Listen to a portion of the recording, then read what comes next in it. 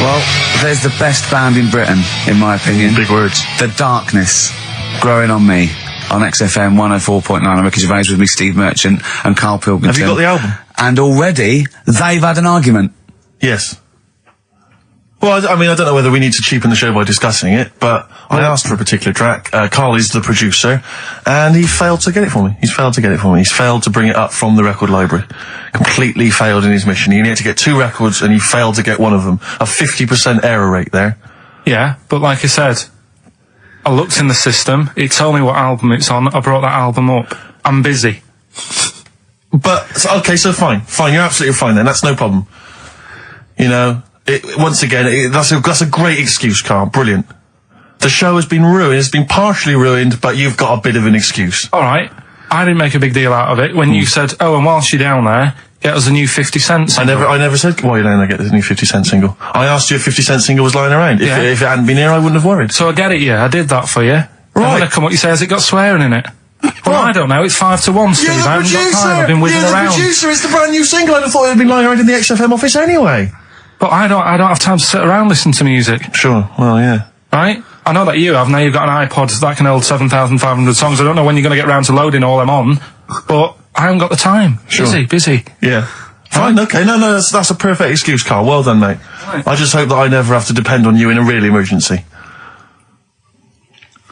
I had a bit of bad luck as well. I wanted to play REM, and maybe the listener can help me here. Can you email in ricky.gervais@xfm.co.uk if you know what song I'm thinking of? It's an REM song. I think it's on the album of the last one before.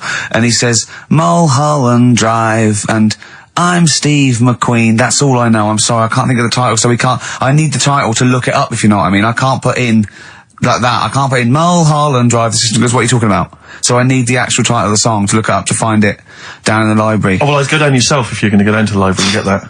I would send Karl, because Ricky.gervais@xfm.co.uk. What if he wanted to? He did have time because he came in at 12 rather than 5-1. Yeah. No, I told you about that record that I wanted it yesterday, didn't I? So you've had 24 hours notice. So that's not really an excuse, is it? But I did find one of my favourite songs of all time, which is Bones off the Bends album, and it was Radiohead on XFM 104.9. And here it is, because you gave me lots of time to find it. So. Sure. Yeah. Could have brought it in himself. No swearing in it. Bones. Radiohead. The Bends on XFM 104.9. And thanks to Paul, who's emailed in. There's a whole bunch of other people. Lots of people. Got Davey, Steve, Ashley. It's Electrolyte. You know, it all comes flooding back now. We've got that. I've got it out of the library. We're going to play that. That's done. It's interactive. I've used the listener. I've shown the listener, right? I've helped them to help themselves. Sure. I've said, if you want to hear it, tell me what it is. They tell me what it is. They're going to hear it. Yeah. Do you know what I mean? Perfect. Saves going down the library and, well, we don't want to... Yeah, well, we know mistakes can happen if that, you know, we have to go down the library. Yeah, and I mean, I checked it though to make sure it was the right one, you see. It's just a little bit of... Well, it's a good rule that generally if you pick something up, a CD, that's you know, right, we want to play on a radio show, a live radio show, you normally check at the back. Oh, no, yeah, that's right, yeah, if you want a job done, do it yourself. You're absolutely right, Karl. So... Anyway, look, let's all make friends, let's kiss and make up. Yeah, touch and make up. Yeah. Let's just... Well, I'm up on Karl at the moment because it was my birthday in the week, and not only has he bought me a little vibrating thing to put on the chair, because I've got about that, so that vibrates, that. Actually, we can hear it. Yeah, I'm going to do it between records then. Right, what's that doing to you as you It's just, it sort of like sends a little pulse into your sort of muscles, relaxes, doesn't it? I've got to relax on air. If I'm relaxed, the listeners relax, we're all happy. Sure. He's also got me this little electronic bongos, and I thought we could do like... Oh! Chimpanzee that, monkey news, so it's like a jungle sort of thing. Sure, yeah. Brilliant. Well, that's supposed to be one of the great jingles, but even has so I've got the vibrating... Oh, chimpanzee that! Monkey news! So, Dr. Fox, if you're listening, I think you'll know that's a clear improvement in this show. So thank you for those. It's alright. Honestly. What did you get him? What did I get him? I couldn't get anything, I was too busy buying myself an iPod. You're joking? Well, it's a little bit gay, isn't it, giving gifts to blokes? Yeah, it is, but for someone who's like major... Yeah. Play a record. Someone who's major? What do you mean, someone who's major? Well, because he's a major celebrity? No, made you. Oh, made you? Yeah.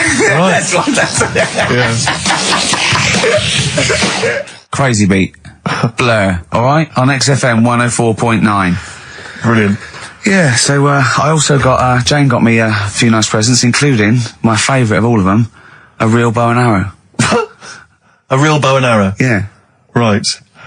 And what, you know, you're gonna rob from the rich, and give to the poor? Yeah! I just got to make the little outfit. You and your merry men. She's got me like 2 yards of green felt. Sure, yeah. And I've just got to find and a tailor. tree house. Yeah, someone who can make me a lovely little natty outfit. Yeah. Why has she bought you a bow and arrow? You live in central London, so where are you going to be using We've got a this? garden, I did it yesterday. I've got my finger though, because I'm meant to put protector, so it's just, it goes so fast, isn't it?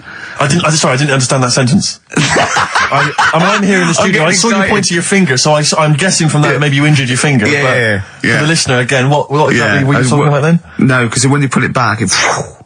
Okay. So... And did you have a target? What do you use as a target? I had a big cardboard box flat on it, down a tree. Right. I go, oh, it's brilliant. Sure. I'm getting a bit excited thinking about it. Yeah, no, indeed. Because when I make that outfit, I'm going to be running round. Yeah. Yeah. So, and do you have a picture, like a face maybe on the target, like Osama bin Laden, something like that? Yeah. Sure. No, it just says this way up, fragile. Right, okay. I forget what came in it. But, you know, it's good fun, isn't it, Carl? Bow and arrow, isn't it? Brilliant. Yeah? Would you like a little bow and arrow? Yeah, it's alright. Yeah. I forced out a rifle as a kid. Did you? Yeah, that's... A real one? Yeah, just shooting cans and stuff. Yeah. It's alright. So... Well, a wonderful anecdote. Well, I went out with a drink with Carl in the week, and we went to a restaurant, didn't we, Carl? It's a good night. And we sat there, and next to me, when Carl came, next to me was, what's his name? Ross Kemp. And he was sitting there, and I saw Carl, and I tapped him on the shoulder, Ross Kemp on the shoulder, and I pointed to Carl and him, and I said, it's nice to see you two back together again. Nice. And Carl was horrified. But Carl didn't know that I'd already spoken to him before Carl arrived. I thought it was okay. I thought I could break the ice because I'd met him before. Sure. So he just thought I was insulting him. And when in the week we were talking about his little head, weren't we, Carl? And Carl suddenly stopped the conversation and said, if I had hair, what would we be talking about now? I think he'd had enough of everyone talking about it. And he looked good though. It's a special little do. He had it sort of, cropped a little bit more. I like it when he's just freshly had it done. Mm. Do you like... Yeah. Has that ever happened to you, Steve? If you're somewhere, say if you sat somewhere, does someone sort of, is he anyone else who you look like, or would you say you're a bit of a one-off? I love these two. But to be fair... So at it. But to be fair, he seems to be having to go at me an awful lot more than I do at him now. I mean, he just starts it, starts it out of nowhere. I think his is sort of a get back for the way you treat him as a producer, not, But he's not a producer! If he produced the show, I wouldn't have a reason to criticise. But I think this is it. But seriously, I mean, it really winds me though, because it started as a joke, but now it's abuse. Yeah. He got annoyed at Heat because it said Carl, producer, well, not so much a producer as just a bald mank. And he went, can they say that? Yeah. Can they say that? See, that's a magazine, an independent publication that's identified what exactly it is you do. Yeah. There we go then. Go on, bring it on, because here we go. He's looking at me. I know he's thinking. I can hear the cogs I'm not thinking anything. It's Richard. No, that is true. Never a true word. Play a record. Now then, I heard this on VH1 in the week, and I have not been able to get it out of my head, and I really kind of want to get it in everyone else's mind now so they understand the pain I've been going through. Miss You by the Rolling Stones. Yeah. I hope that's now embedded in your brain and you can ruin a week by having to sing that constantly, irritating people in shops and everywhere you go. Miss You by the Rolling Stones.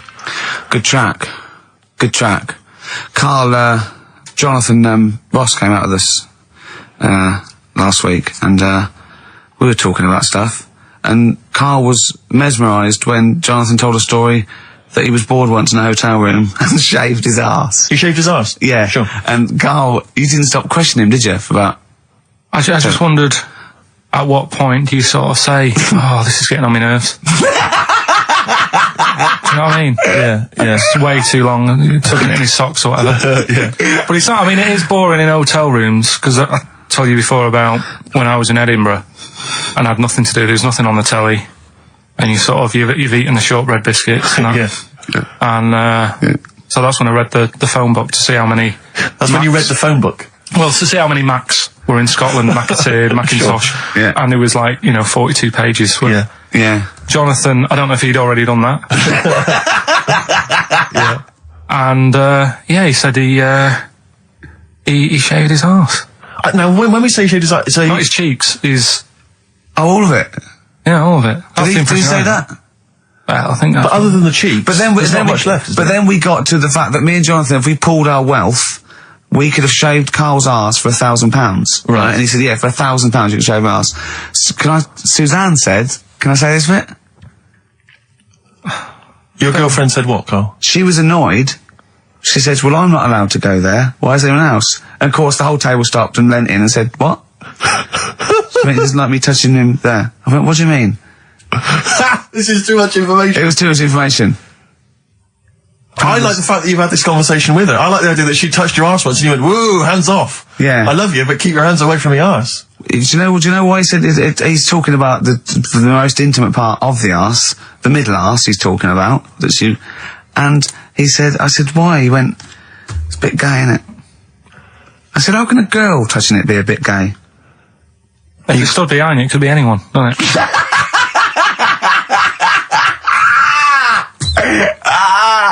Oh God! And it seemed, I mean, you can imagine the conversations we were having, right? And it's that thing that the waitress heard something every time she came over. She heard the word, like, Yeah. cock or Jonathan Ross saying I shaved my arse. yeah. And, oh dear. But it was, it was a good night, wasn't it? So it's £1,000 now, isn't it? But presumably you give Suzanne half anyway, so everyone will be happy. You've used the arse to best effect. She's got half out of it, so she's made as much out of your arse as you have, in a sense. Me and Jonathan are happy. Yeah, but to be fair, it's his arse on the line. So... I know, but I mean, it's not like she's getting a bum deal. Well, she's no. getting 500, Yeah. quid. No, I understand that. But, do you reckon? Just thinking of some more. Play a record. Can I just ask, before you play the record, if we were to shave your arse, let's say we did it for charity or something, got sponsorship, how would we do it? Would we use one of those big kind of old-fashioned razors? No, I'd use a Bic Safety. I'd just straight And away. would you use a gel or a foam? No, I first of all, yeah, I think I just, lather it up. Right, So you lather foam. up his arse first? And I do the outside bits, just goes straight down, big broad strokes, clean, right? Then I'd have to go in the crevices, and I'd need an assistant. I'd pop it apart, and just very gently go in there. I might even use electronic equipment, just so there was no sort of like nicks. Okay. So an electric razor? Or I might wax the internal middle arse. How did Jonathan do it? Because he did it on his own, didn't he? I use mirrors. Why did I'll ask him. We'll call him later. But, I don't know. Well, perhaps you listening have once shaved your arse, maybe during an exam or something. What I think, this is conjecture, but I think he was probably there, he'd had a shower, he'd shaved his face, right, I thought, well, he was naked, looks down and goes, oh, what a hairy arse. Well, hold on, I've got the razor in this hand, I've got the mirror there, I'm not on stage for a good 10 minutes. Yeah. There's one thing I don't like going on stage with, is a hairy arse. Bang, swing, wallop, done. On stage, thanks, see you later. See you next week. Yeah? What are you thinking, Carl? No, it's just how airy was it? Do you know what I mean? How airy was it? Because I imagine, you're saying mirrors and stuff. But he's how old is he now? He's 42.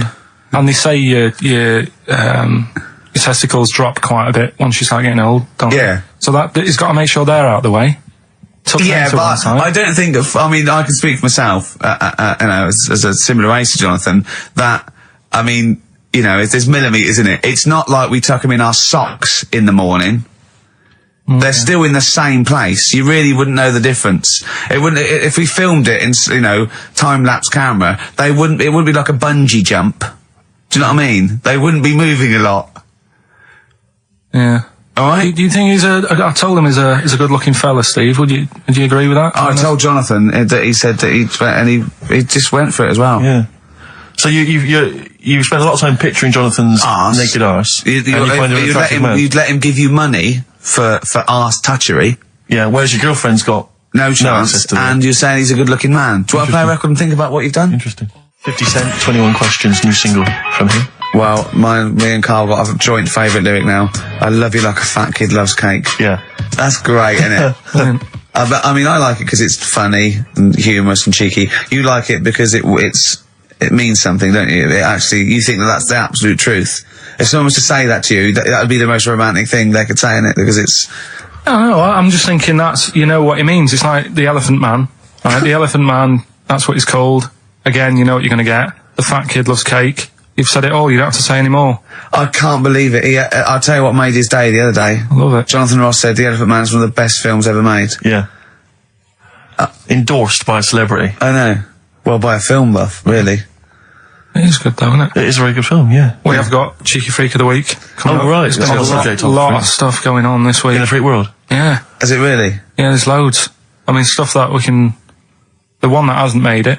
God, this is one that hasn't made it, so we'll judge it on that. Go on. There's a woman, right? Do you know how, I mean, in a way, I thought Elephant Man, it was a bit tight because, you know, they sort of took him on a freak show, did a bit of a road show with him and stuff. Yeah.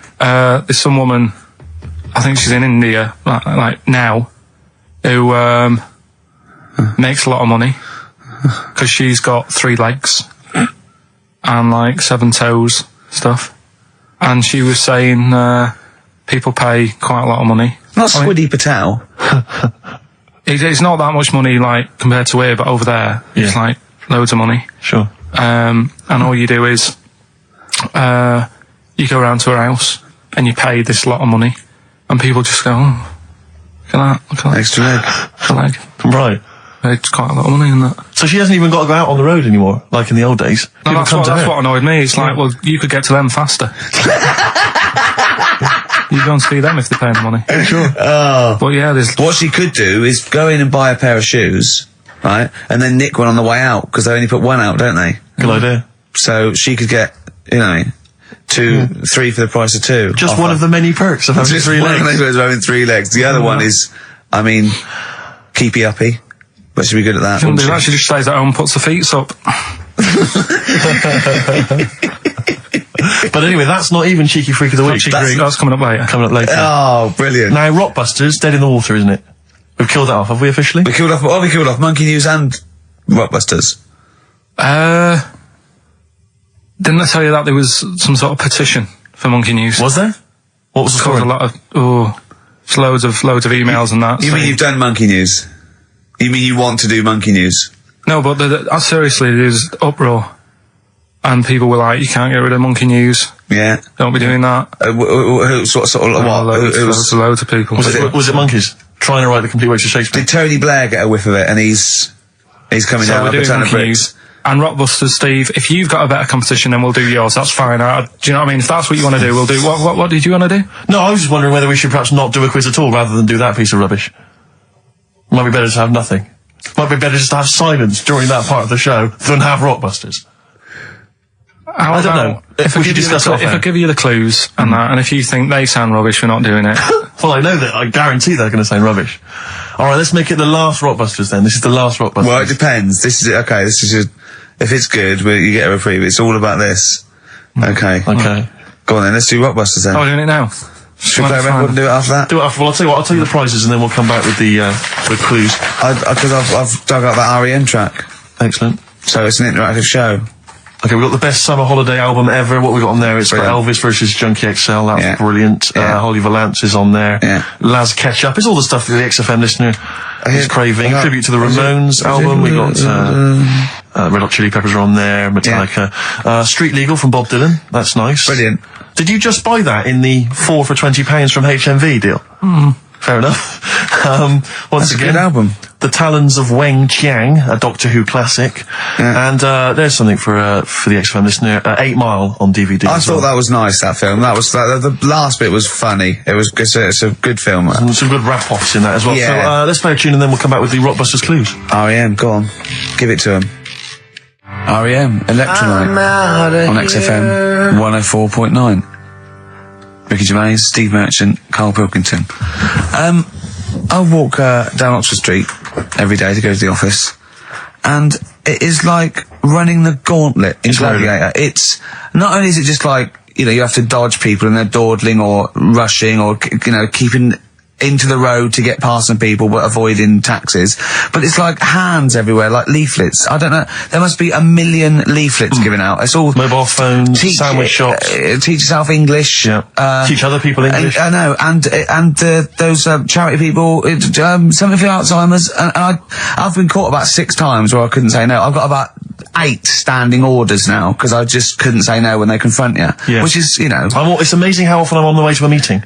I'm always on the way to a meeting, and then I always feel guilty if I walk past them again 2 minutes later with a HMV bag. Full. Yeah, exactly, crammed with bargains. I know, yeah. No, it's actually weird. They're like zombies. It's like you're fighting them off. You need a flaming torch. To get past them. Or if it's not them, it's tourists. Just constantly, excuse me, can you take my photo outside HMV? Or outside Topshop? That doesn't happen to me. I always seem to have tourists. Just in the way, just kind of dawdling, looking up at the buildings. I walk so fast. I walk so hard. I put my head down and I just try and walk so fast everywhere now. Because it's, But Oxford Street is just, it's unbelievable now. And I think it's age that I've started noticing it. Even if the window's open and I hear just like cars on the mobile phone, it's the loudest place in the world. Yeah. I don't know what we can do. Well, isn't it one of the busiest streets in, is it either the world? The universe? It is mental. I think if we carpeted it, and put some curtains up, it was just dead. And it's like pubs with those polished floors and metal tables, and everyone's having to talk like that to be heard. The jukebox is quite loud, and I want to go just turn everything down. Yeah. Let's put some carpet down. Just talk quietly like this. Yeah. Let's put the music down a little bit. We'll have a good time. I've never quite understood that impulse. I don't know, again, if it's age where you go in a club or a pub, as you say, and the music's just slightly too loud. So it just makes everything slightly tricky. It's slightly tricky to have a conversation. But what annoys me is when it's for the amusement of the barman or barmaid. If they're bored, they're in a pub, they've got the music up, their music up, right, techno blaring, right, they've got a telly on, watching a soap opera, and I want to go, choose one or the other. I mean, what are you watching? I got a minicab last night. I imagine you don't travel in minicabs, but the guy driving, one of those guys, I know he's driving a cab on a Friday night. Okay, no one wants to be doing that. And he had one of those phone, the little earpieces that you put in, so it looks like they're talking to themselves. And he's there, and he goes, where are you going? I went, crouching. He went, and he's chatting on his mobile phone the whole time. His voice was so loud, he had the radio on as well, and he wasn't concentrating on the road. I just thought, look, I'm paying you £10 here to take me somewhere. Please, just stop chatting or arranging your social life for 2 minutes. Get me to my destination safely, and then you can resume your conversation. My favourite one is I'm going to so and so terrace, please. Where's that? I want to go right. You're not taking me then. I mean, I don't know. I don't know. Exactly. I don't drive. I'm paying you. That's why I'm paying you. That's got to be part of the service. But I mean, I know people who've been in many cabs, didn't know where I was, and didn't have an A to Z. No, I was in East London once. I said to him, I'm going to North London. He went, where specifically? I went, Swiss Cottage. He went, sure. I said, do you know the way? He went, yeah. Set off. Along the way, he went, do you know the way? That's why, I thought you knew. I said, have you not got an A to Z? He went, no. He was one of those guys who'd just taken his car out middle of the night. That was all he had. All he had, all his credentials were he had a car. No map, no torch. The 2 other things I bring with me. And he said, so we're driving along. He went, I could probably get you to Camden. I was like, okay. He went, it's the start. I mean, that is the start. Exactly. He went, do you know the way to Camden? I thought, pull over. It's not worth it. I'd rather hitchhike. I'd rather walk. Ludicrous. Those people who just go out. Yeah, they just take a car out to earn a fiver. A car. Oh, have you ever done that? No, well, I'm sick of living here. And you know what people asking you. When you say here, you mean the world, don't you? No, just in London is doing me head in now. The other week, actually, walking home from here, and like you say, there's always someone asking you, saying, do you want to buy this? Do you want one of these? Going down Carnaby Street, right? There's your first mistake. He said, into meditation. So I was like, I had a bit of time to kill, so I thought I'll have a chat. Right? Have you got time? Oh, we've never got time. We're too busy. Yeah, I thought you were too busy before. Well, I said, what's all that then? What do you do? And he said, we teach you how to breathe. I was like, well, I'm 30. I think I've done all right. And he sort of said, forget it.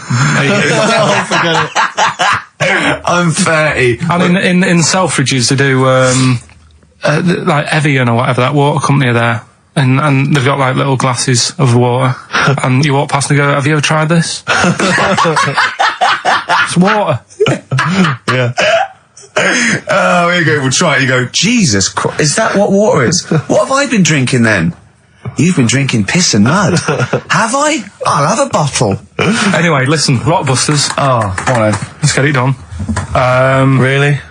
Yeah. Come on then. Right, so cryptic clues and initials, you work it out, it's a band and stuff. Yeah. Right, Brilliant. first one. Bob Holness.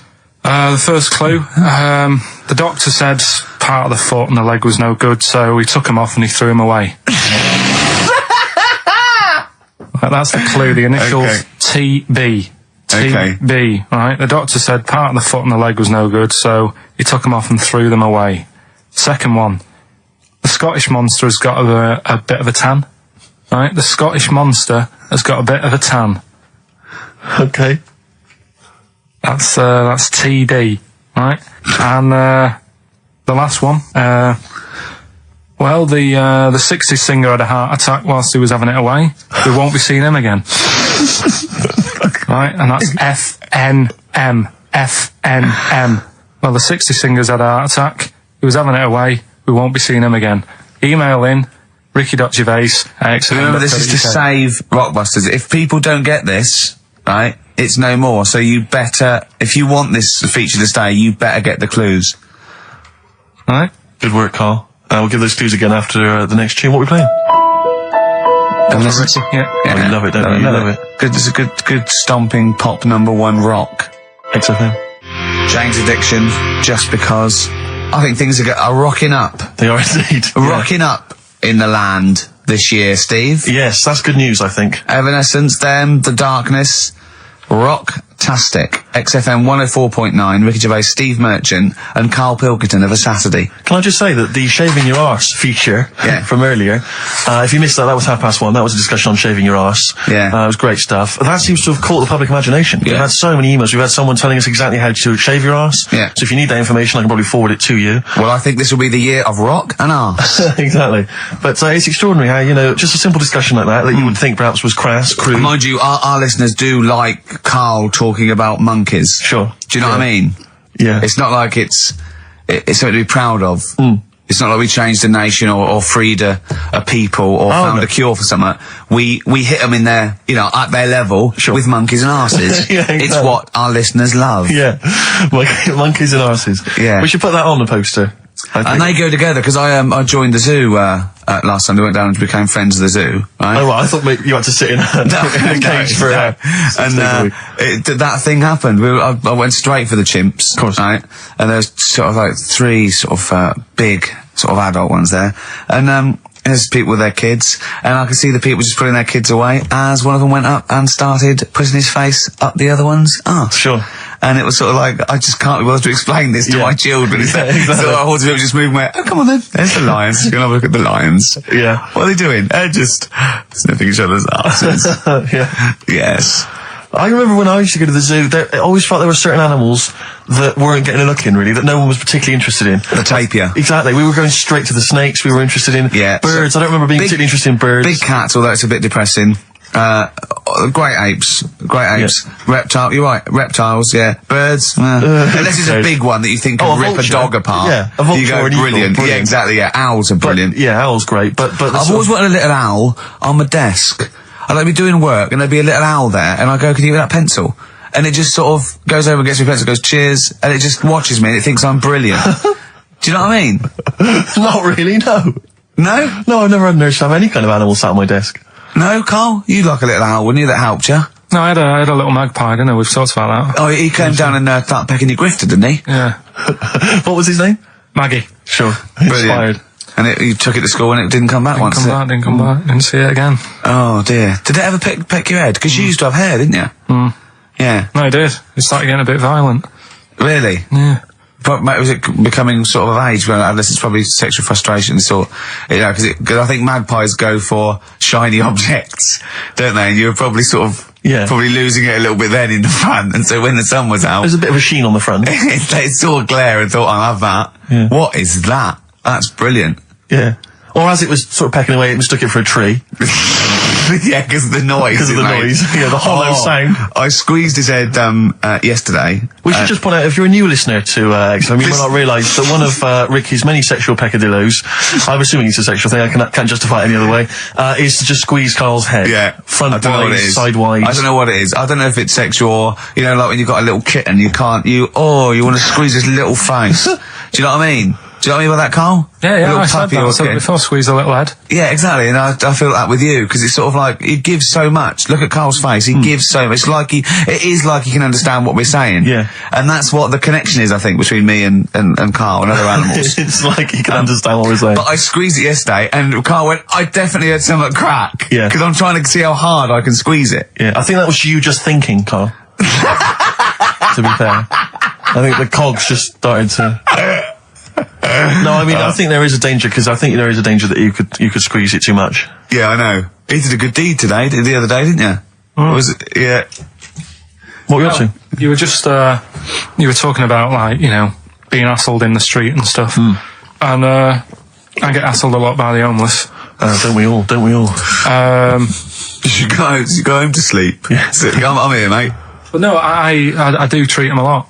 You treat them. I love that. You had a good day? Yeah. You've been good? Yeah. There you go. That's 50p. Suzanne does the Save the Children thing. You were talking about, you know, charities hassling you all the time. She does that. And I sort of say, well, you do that. I'll look after You'll take care of the homeless. I'll take care of the odd tramp around where I live. And how do you treat them? Loads of different ways. 50p I might give them. Yeah. Or I might, you know, they'll sort of say, oh, have you got any money? I'll say, what for? And they'll go, I'm really thirsty. So I'll go, well, hang on a minute. And I nip and get them a little Diet Coke. Sure, Diet Coke. Yeah, they want to watch their weight. Yeah, yeah. They're going full fat. Oh, what an insult. Yeah, exactly. To a man like me. Yeah. You know, I'd rather treat them than... Because a lot of people spend money on, you know, problems abroad and stuff. Right. Oh, I just God. think, you know... Yeah, I'm famine relief. just saying. Oh, God. Like what? What do you mean? Like famine relief? Well, you do get sick of it, don't you? You know what I mean? It's that... You get sick of No, it. I'm just saying. Wait. Go No, on. I'm just... I know. Just let whatever you do now, Steve. Don't interrupt, because I'm scared, but I just think it's worth it. There's so many issues. There's freedom of speech. Yeah. There's we're not responsible. Yeah. There's he'll get away with it because he's a buffoon. Yes. And it is entertaining. Exactly. So go So on. what's Carl. your All I'm saying is, you're saying, you know, who do I give me money to? Is it, you know, little, you know, sick kids or whatever, or is it old people or whatever? HMV. That's where he gives his money to. Chiefly, they get a lot of it, yeah. Yeah. And for me, I just get sick of, you know, problems abroad. It's like, what do you do? What do you do with famine and that? What are you meant to do? How can you solve it? It's gone on for years. Yeah. And it just keeps going. We keep giving them money. They keep spending it. And you're not getting any return for your cash. Well, it's just how many times, you know, they've got to learn. What do you mean they've got to learn? What, you're going to teach them a lesson? What do you mean they've got to learn? What do you mean? Well, what are they doing with it? Yeah, they must have like better interest accounts or something where, you know, look after, put the money in the right things. Sorry, do you think that Bob Geldof sort of writes him a cheque? He goes over and he's in the helicopter and there's millions of them, and they go, it's Geldof from Boomtown Rats. Brilliant. They go, I hope If there's one man that can help us. yeah, I hope he doesn't sing. He's not going to sing. He's got some money for us. And he comes down and he goes, do you want a cheque or do you take Switch? They go, we don't take Switch. He goes, there's a cheque. They get He's things doing like... it again though, isn't he, as well? I Is mean, he? I like, you know, he used to work here, Bob. He's a lovely fella and that. But, Yeah, he's a lovely man. but how many times can you save the world? You know, Yeah. he's over there again helping out, and it's like, well, you know, what do you do? Are you saying don't bother because it keeps happening?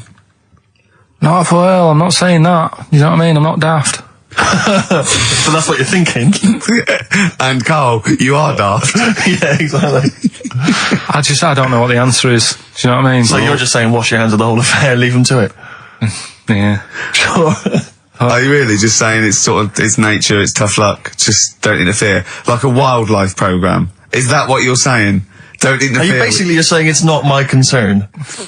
This has got a bit heavy. Can we do Cheeky Freak of the Week? Let's play a record.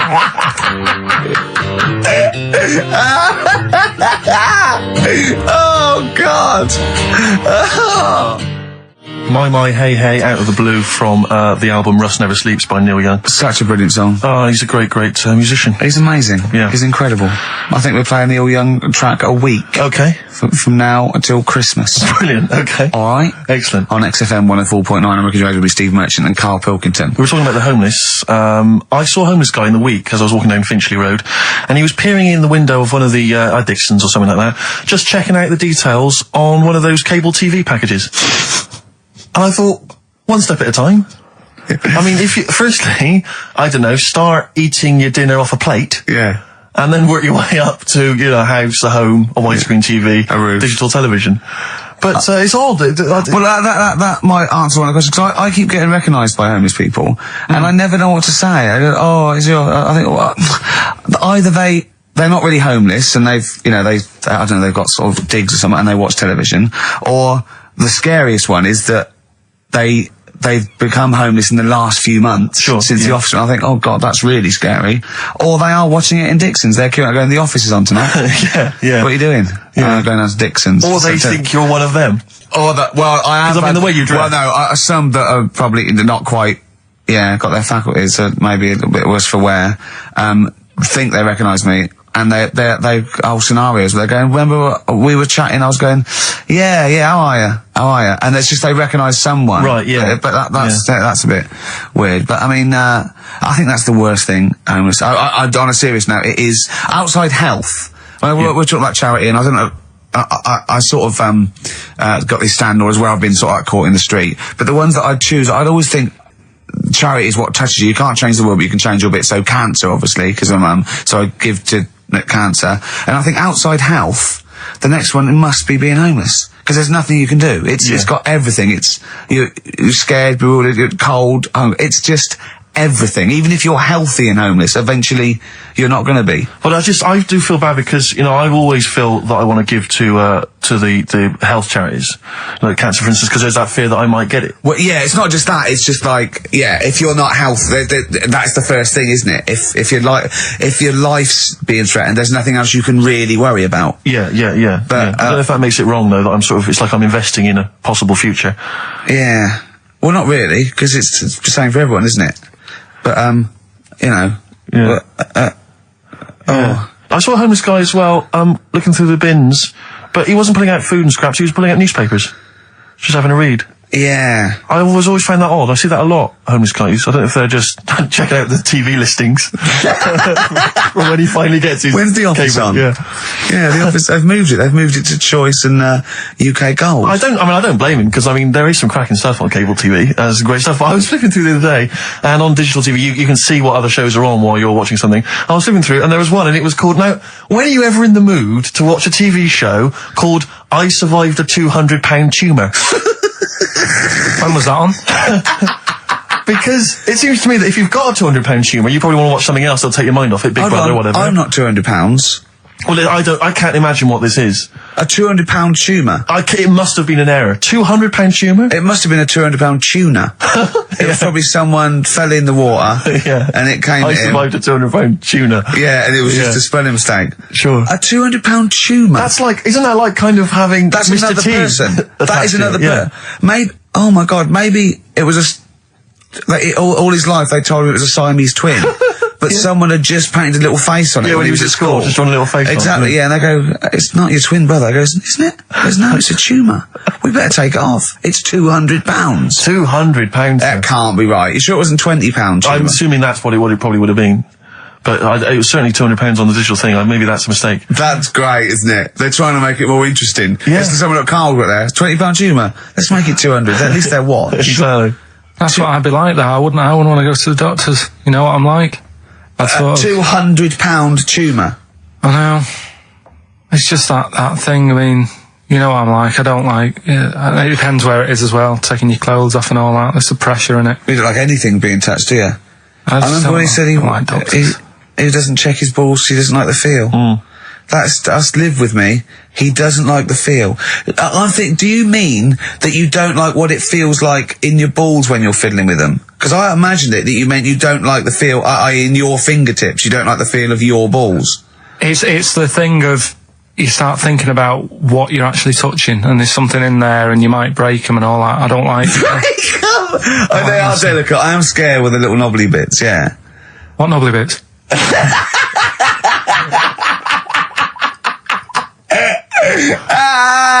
But I'll tell you what, it's that thought at the doctors. It's that thing of, it's not taking your clothes off in front of him, right? It's the way you've got to take your clothes off, but he asks you to go behind that curtain to do it first. So there's more pressure because then you come walking out with nothing on. So it's like, why do you ask me to go behind there? Yeah. Rather than if I just sat there having a chat and he's going, so how have you been? It's like, all right, and just taking the pants off. And then exactly. Yeah. It's the pressure. Don't take your clothes off. And you came out and he lit a candle and there was some soft music on. The lights were down. Nice. Yeah. Or he said, if it'll make you feel more relaxed, I'll take my clothes off. Yeah, exactly. Yeah. But I'll do it in the form of a striptease. Now, Carl, I'm going to ask you the question, knowing the answer. What do you think of maybe a gay doctor just checking his testicles out? He's a professional. He just happens to be gay. That would never happen, would it? What are you talking about? Why not? Oh, speaking of... Go on. Doctors. No. Gay people and that. Do you know when we discussed gay-only toilets? Yeah. Mm-hmm. It's only... it looks like it's coming into action. No, it doesn't. Right. No way. It was mentioned again. Where? On... Your head. No, I think... Do you think that people in positions of power are listening to this show getting ideas from you? Tony Blair. Makes you wonder, doesn't it? No, it really does. And the funny thing is, why are they getting upset? Why are gay people getting upset that they might have to have their own toilets? Carl, you don't know what you're talking about anymore. They're having a sly look. You don't know what you're talking about. Okay, can we have Cheeky Freak after this? If you want. Placebo. This picture on XFM 104.9. Steve, you're thinking of taking over as producer, aren't you? Well, I just think it's a shambles. I've asked for Cheeky Freak of the Week, and it appears that Carl's not ready. He's not prepared. No, I can sort of remember it. It's just, I like to have all the information. Contempt for But the you've just listener. had you've just had a whole bunch of adverts and placebo, and no one's to get it ready. We're shouting, we're having a shout and that. Right, do you want to sort yourself out in future? Yeah, that's what we were chatting about. Someone emailed in about they watched the £200 tumour thing, and when it was removed, it was carried away in a wheelbarrow, right? Carl said, what, even when she had it removed, she still carried it round in a wheelbarrow. And he went, I thought it's sort of like she'd become attached to it. You definitely are my favourite thing in the world. It's great. Look at the way he's looking back. But I think they're all the same. The people, I have had more emails about people saying I watched the £200 tumour and I shaved me arse than anything else. When we ask questions about science, we talk, yeah. Nothing. High concept, we talk about political issues. One person emailed in, they said, I tuned into the £200 tumour documentary. It looked disgusting, I couldn't watch for long. What were you expecting? Yeah. They might sing and dance? Do a little show for you? Anyway, these are really your listeners, Carl. Now, I think do you know what I mean? You find your niche, you attract your. I think me and Steve are pretty much just here. I think the people that we had in the early days, Rick, they've long since abandoned us. They jumped ship. They've got jobs. Yeah. They've got jobs. They're out now. They've been released. Exactly. Yeah, they're getting their life back together. Carl, what's the Carl. situation with Cheeky Freak? I've got like a couple of bits. Like I say, I haven't got the in-depth stuff that I know. Oh no, because usually it's it's Heavily pretty scientific. Exactly. Yeah. Do the jingle. We've come up with a new one, haven't we? Well, the freak, say chic. Cheeky Freak of the Week. Right. Well, couple of bits. I don't know which one to use as the main feature for this week. It's not good, is it? Well, there's been another one born. Little kid. Who won? 4 eyes. Insult. Just a guy who wears glasses. Come on. 4 eyes, 2 noses, 2 mouths. That's weird, isn't it? This bloke, did he also have 2 heads, 2 bodies? Sort of born separately? He wasn't stood next to a mirror. No. It's weird, that, isn't it? That's all you've got. I love that. That's weird. That. Imagine the doctor said that. Well, Mrs. Parks, kid's got 4 eyes and 2 noses. Weird, isn't it? Any clues? Any clues? So that's it. That's all the information. Well, I'll tell you what, that shouldn't be the main one. Okay, I've answered but like I say, what's the idea of this feature? What do I say all the time? Don't know. I always say, think about it. Think about what that would be like. Okay. What? Giving birth to him? No. Being, I think it's a girl. Being like her. 2 mouths. 4 eyes. What would that be like? Mad, innit? I don't know what this feature is. I don't know why. Is there another one? Is that, you said that? I hope everyone took the opportunity there during that silence to just think about what it would be like. I know I was. Could she talk with a mouthful? What? Is that allowed? Because she's got 2 mouths. Yeah. Yeah. Would that be alright in her house? She'd be eating. Yeah, one, she can talk with one mouth and eat with the other, I Right, well, suppose. listen, the main one, right? You've thought about that. That's good. The main cheeky freak of the week. I haven't got all the details. Smallest person ever. Right? How big would you say that is? Karl is now sort of like holding his hands up like a fisherman, long ways. That's about 1 foot. Right. Smallest man in the world. I printed the thing off and I can't find it. There's a little picture of him. Right? The odd thing was... But why have you asked me how... Did it say, or was it a picture of him? I didn't really read it. Of course you didn't. Of course you didn't. Jesus. I just saw it and thought, oh, that's... What, you straight away sorted. assumed it was natural size? No, it was that big. But what do you mean it was that big? Little fella, like that. But why are you doing that? What? It was a page with a little fella. How do you know that was natural size? No, it was, because it said it's world's smallest man.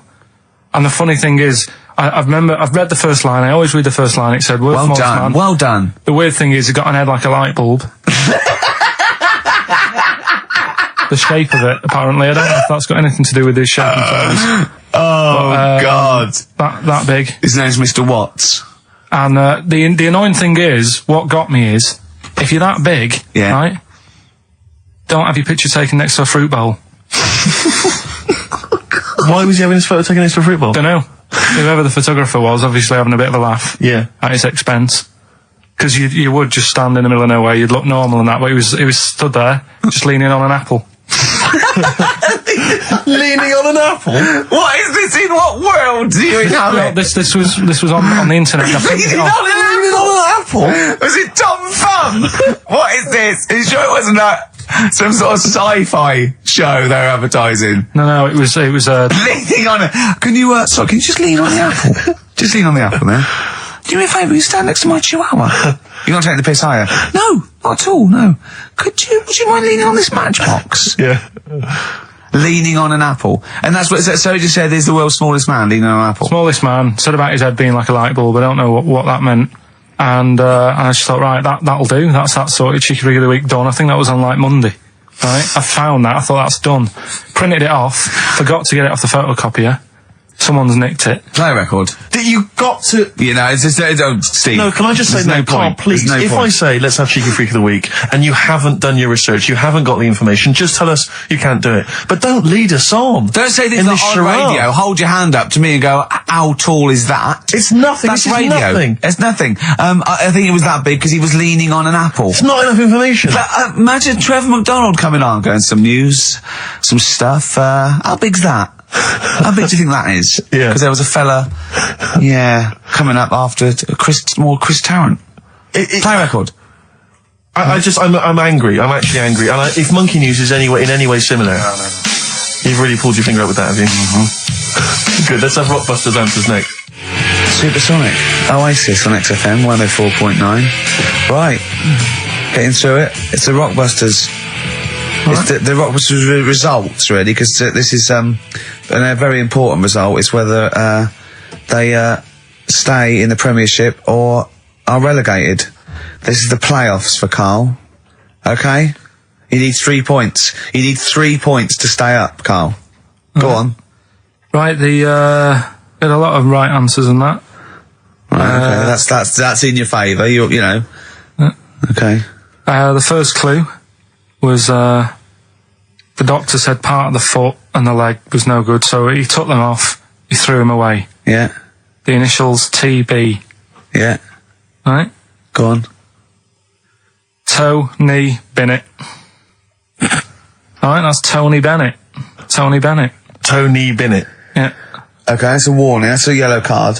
That is a yellow card, but you can still get the points. Right. Because his name's not Bennett. Tony, brilliant. Tony, perfect. A pun. Knee, his name's Tony. Perfect. Bennett, no, his name's Bennett. See? Well, he's in London this week as well, so I don't know if it's sold out. I won't mind. Are you on drugs? Or did I actually crack your head? Did I actually give you some brain damage? Because you're worse than usual now. It's like, go on. Right, the second one. That's a Scottish fella. We've got to speed this show up. Hang on a minute, hang on. I've just got to make sure it's right. We don't want to look stupid. Right? That Scottish monster has got a bit of a tan. I don't think we can look stupid with material like this. TD, that Scottish monster's got a bit of a tan. The answer there, the Darkness. I'll give you that. Right. Well done. And the last one. Goal. The 60s singer, he had a heart attack the other way whilst having it away. You won't be seeing him again. The initials FNM. That's Faith No More. Adam Faith. Right? No! Doesn't count! Why not? Adam Faith No More. Right? Adam Faith No More. So, sorry, what is the clue? Is the clue Adam Faith, or is it Faith No More? Just Faith, I suppose. Just Faith No More. He's a 60s singer. So we got that. That's that. Safe for next week. Who's the winner? What do you make of it? You've got the deciding vote, Rick. Well, Come on. I mean, you know my feelings. it works Faith No More, but he's mixed up what cryptic is and that, because the fella, I mean, Adam Faith did actually die having it away, didn't he? Yeah. So it's all about him. It's all right. All the facts are right.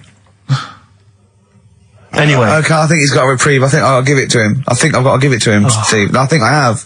He actually pulled that out of the bag, that one. There's no Jamaican fellas seeing icebergs or, you know, Whitney Houston. The closest he came to is Bennett, and I'll let him off that. I've got to be a fair ref here. Well, fair enough, and well done to, you know, I'm always a fan of names that for some reason just strike me or tickle me. Yeah. And this week the lucky winner is, Dave Suckling.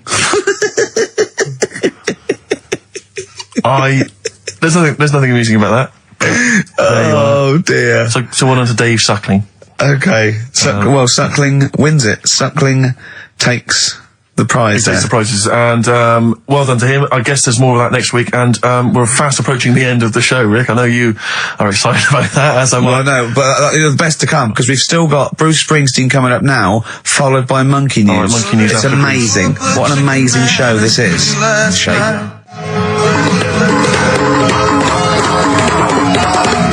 Oh, chimpanzees at Monkey News! Excellent. So Monkey News time on XFM. Karl Pilkington, the man in the hot seat. Karl, what have you got for us? Okay, Monkey News this week. We've covered a lot of stuff. We have indeed. Now, do you know, like, there's places where you can go for, like, weekend rests and stuff, Sure. and you relax, you sit in a little spa, you might have a swim and stuff.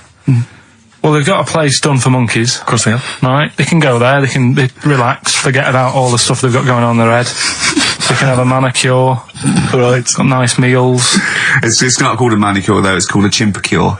Beauty treatments. Yeah. Right? They look good and stuff. Yeah, well, look good, feel good, yeah. Now, you might think, well, that's pretty normal. Well. The bit I haven't told you about is actually run by a couple of chimps.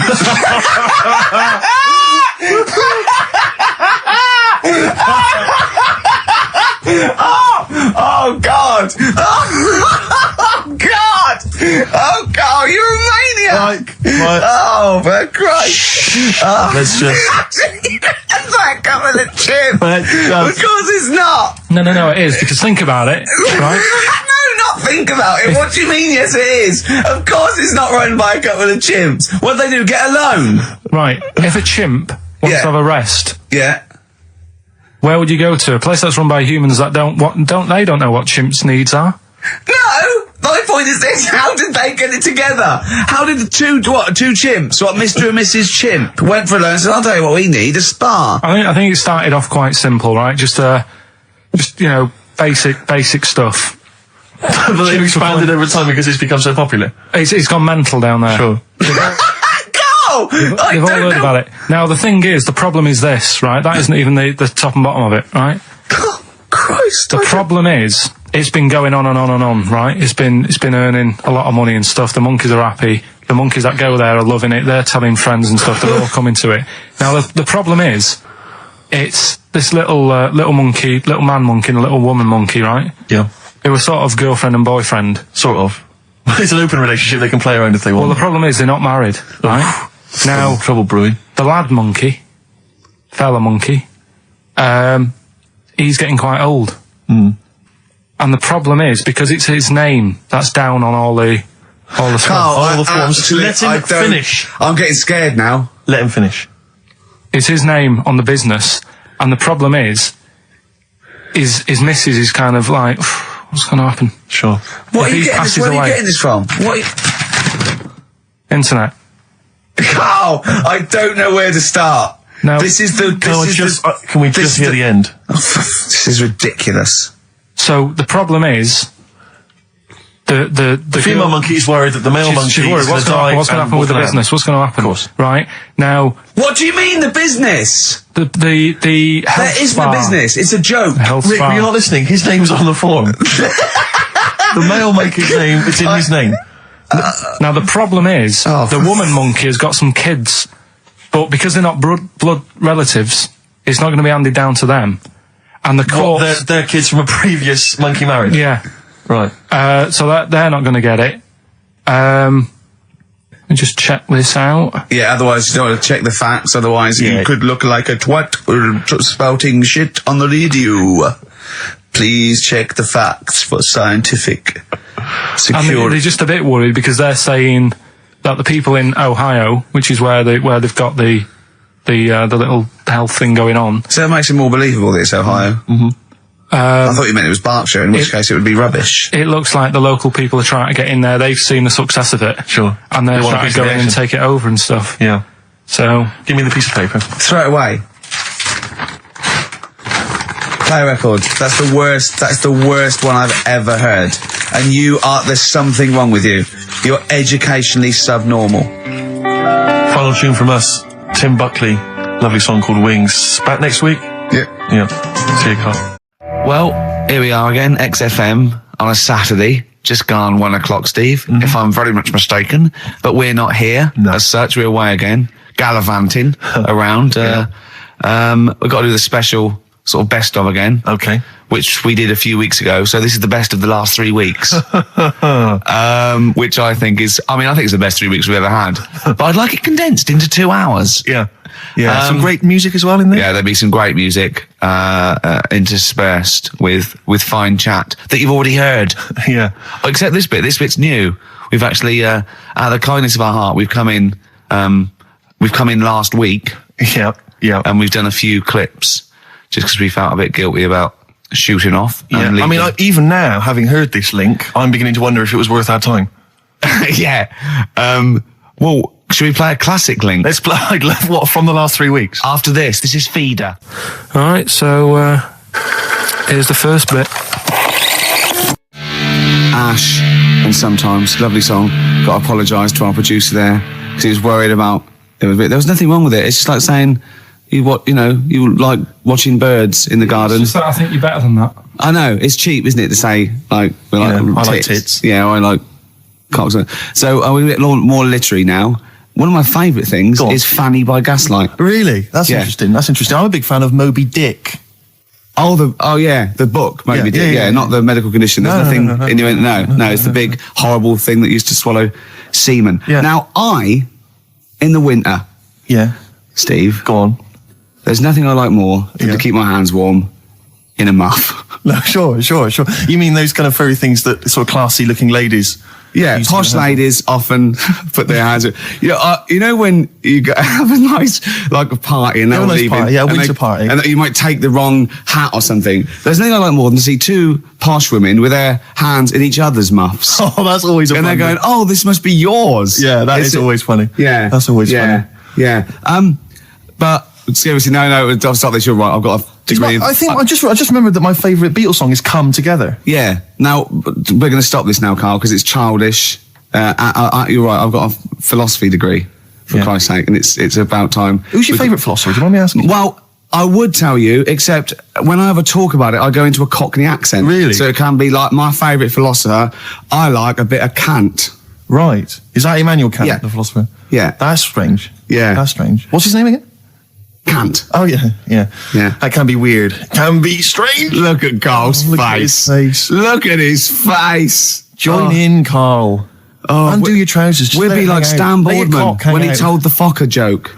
Yeah. We won't do local radio again for 10 years. Finally, White Van Man, what do you make of the fact that Sainsbury's are bringing in square tins? Is Is that a concern for you? Is that true? Apparently so. Why? Don't know. Like it's easy to stack. This is what the guy in the Sun has said. That should be interesting. That should be his comment on Sainsbury's are bringing in square tins. Is that should be interesting for meatballs.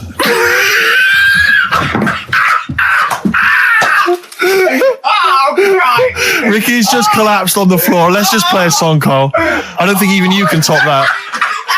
Cooper Temple Claws. Who needs enemies? Good question, lads. Nobody. This is XFM 104.9. I'm Ricky Gervais. Oh, they should print a little book of those. They're great. Oh, how you can relate any song or artist to anything else. Easy. Joyful. Easy. Well, yeah, so me and Karl went out for a beer, and it was great, wasn't it? Yeah, I enjoyed We myself. started Yeah, off, it's good. and you met my mate Robin, didn't you? Yeah. And some of the stories. Do you want to tell Steve some things about Robin that you've Robin, done? do you know him well? Yes. Well, do you know about his worm problem as a kid? Go on. Right. What I can remember is he had worms as a kid. Not sure how you get him. He never answered me. He was getting a bit touchy about it. Right. This is like the second time I met him. I think he was a bit annoyed that Ricky told me about his problem. What Yes. now? Straight away, you not being there, instinctively, what do you think went on with this story about worms? My suspicion is rather like when you told a group of people that Robin had once suckled milk from a cow's udder. Yeah. I told you that. Yeah. Did you mention that as well? Yeah. Yeah. My suspicion is that, like the cow story, the worm story is not true. But And why would he get so sort of uppity about it? Well, Because it's not true. imagine if that wasn't the first time he'd done it. Imagine if he did that every single time he was with somebody for the first time and Robin was just met them. He will tell that story to anyone. But they do say there's no smoke without fire. Oh, Robin! I also told him that the way Robin cured these worms was because the doctor told his mother, right, to hold a piece of ham or cheese near Robin's anus so the worms would come out for the food, and he believed it. I'll tell you why, though. I said to Robin used to sit on Spam to try and get the worms out, and he believed it. But Steve, right, do you remember that story about 3 or 4 years ago where there was some bloke in the army? He went away to somewhere, Vietnam or whatever. He was messing about in the woods. Messing about in the woods?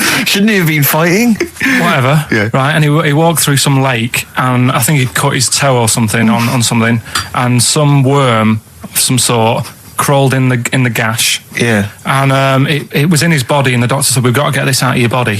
So what they did was, they said, right, the thinnest part or something of your body that things can crawl through is on the top of your head. So they wrapped Where the skull is. So they wrapped some bacon. No, they didn't! They did. That's oh, that right. thing. So he's gone in by the toe. So what we do is, I'll tell you what, that worm's probably heading straight for the head. We'll put a bit of bacon on it. The thinnest part of the body is the skull. Of course it's not the thinnest part of the body. It's where your brain case is, isn't it? It's the skull. There was a reason for it. And it was like they stuck some bacon on his head. And As ever, the vital piece of information, i.e. the reason, Carl seems to have forgotten. because the worm was in his body, and they said everyone likes the smell of bacon. Including worms. Even a Vietnamese lake worm. They love bacon. Remember last week when I said about the little fella with the bone with no brain, and you were proved wrong? No. Please. No. We were saying it wasn't a little fella. We were saying it was a stillborn child. It wasn't a little You're fella. changing it now. You weren't having any of it last Right, week. hang on a minute. I'm getting confused. There was a Vietnamese snake that went inside of a soldier. A little like maggot or some sort that you have to get out of your body because it causes problems. Yes, and so in order to get it out of the body, they strapped bacon to his head. Yeah. That is great. This doctor. And did that work? I think so. They had a picture of him smiling. Oh, God, what, the worm or the bloke? The bloke. Oh, dear. Honestly, I hope someone knows the story. And Right. it was about 3 years ago, I reckon. Okay. And, it did work. G.I. Bacon. So this is why I And so what, the worm burrowed out of his head to get the bacon? get to the bacon. Right. That's great. So this is why when Robin was telling his story, I was a little bit disappointed if it wasn't true. Right. Because in a way, You know Robin's never been to Vietnam. No, but what do you really think that Robin, well, as Robin said at the time, Karl, why would I sit on ham then tell Ricky Gervais? It's a very good point. because if you was a kid, you do daft things like that as a kid. Right. Yeah. He's what I mean? telling Ricky Gervais, though. Yeah. And then, oh, bless him. Okay. And then anyway, then Robin left, and I tried to chase him, but he got away. He knows that and then we had a few pints, and then Karl embarked on some of the greatest stories ever told. Can you tell the story about your dad? Let me run it by. I haven't spoke to him all week, so let me run it by him. Okay, play records. Because What we got? we've got one of Steve's. Yeah, well, tunes. bizarrely enough, this comes from the Teachers 2 soundtrack, the soundtrack to the current TV series. There's a slight whiff of nepotism in the air. Yeah. Rick, would you like to explain why? Well, that's why you're doing it. No, my girlfriend worked on it, but Yeah. you were going to play this anyway, weren't you? Well, I was actually. Bizarrely enough, I was going to play some I Am Clute, and this is from, as I say, the Teachers soundtrack. This is called To You. It's a good track. That's I Am Clute, a track called To You from the Teachers soundtrack. That's also got, I know it's the Electric Soft Parade, the Hives, Star Sailor, Feeder, Turin Breaks, Mercury Rev on there. It's a good little collection. Lovely. Karl has just had confirmation. He's looking smug because someone phoned up and went, it is true. It's a Laogai chi worm and you wrap bacon around your head. That's all the bloke knew as well. Yeah. And his name was Gary. Yeah. So I'm not having it. No. And he said, see, that's why the Robin thing isn't so weird. He said, but when you said he tried it with cheese, he said I was having none of it. He's got standards. Strokes, hard to explain. Like Karl, really. Yes. Yes. So, Karl, concentrate. Yeah, go on. So, we'll leave the worm with the bacon wrapped around the head, shall we? Well, if you're ever caught in the jungle, Yeah. Always carry some... bit of Danish. Good advice. Lovely. I'm Ricky Gervais, with me Stephen Merchant and Karl Pilkington. Yep. Our producer. Right. In inverted commas, heat put. Yeah. Yeah, they know. They know. How you doing, all right, Karl? Yeah, didn't they also write something about me bald round head? Yes, perfectly round little Yeah. bald man head, they said, so... Because you need to know that when you listen to the radio on that. Really matters what my hair's doing. Your hair, have you given it a little polish? Because you look like a cue ball at the moment, and you've had a shave in it. I've never seen such a round head. It actually looks like a plate with ears. Yeah, well, for those that have never seen Karl, I actually, if you remember, I think he looks a little bit like Mr. Spoon from Button Moon. He does. If you've ever seen that show, that's and just- also he looks like, you know when they say they find with a little 4-foot human and it's actually 500,000 years old and they give it a name and it's the first, Australopithecus into. He looks like one of them as well. Perfectly round little. He is the missing link. He looks half human, half monkey. Because he's got a slight slouch as well. So Yeah, it's I know, like yeah. those pictures where you see it going from an ape to a man. I He's one know. of those who are in the middle. Yeah, and of course his monkey hands, his hairy little wrist to those skinny little things that you can get oranges out of holes with, and it's unbelievable. Why are you so all shaved and polished and everything? Got a wedding. What? Got to go to a wedding today, so thought I'd, clean myself up a bit. Yeah. Shouldn't you Shave be wearing head. a suit or something? No, I'll go home and put something on. Oh, okay. But yeah, Suzanne said, make an effort. I sort of had a shave and that, and then I came out of the bathroom. She said, "Oh, your head looks a bit sort of eggish." She's right. She always worries about when I have a shave because I just, That's your girlfriend, Karl. I know. Saying that. Just think. So don't worry about Heat saying it.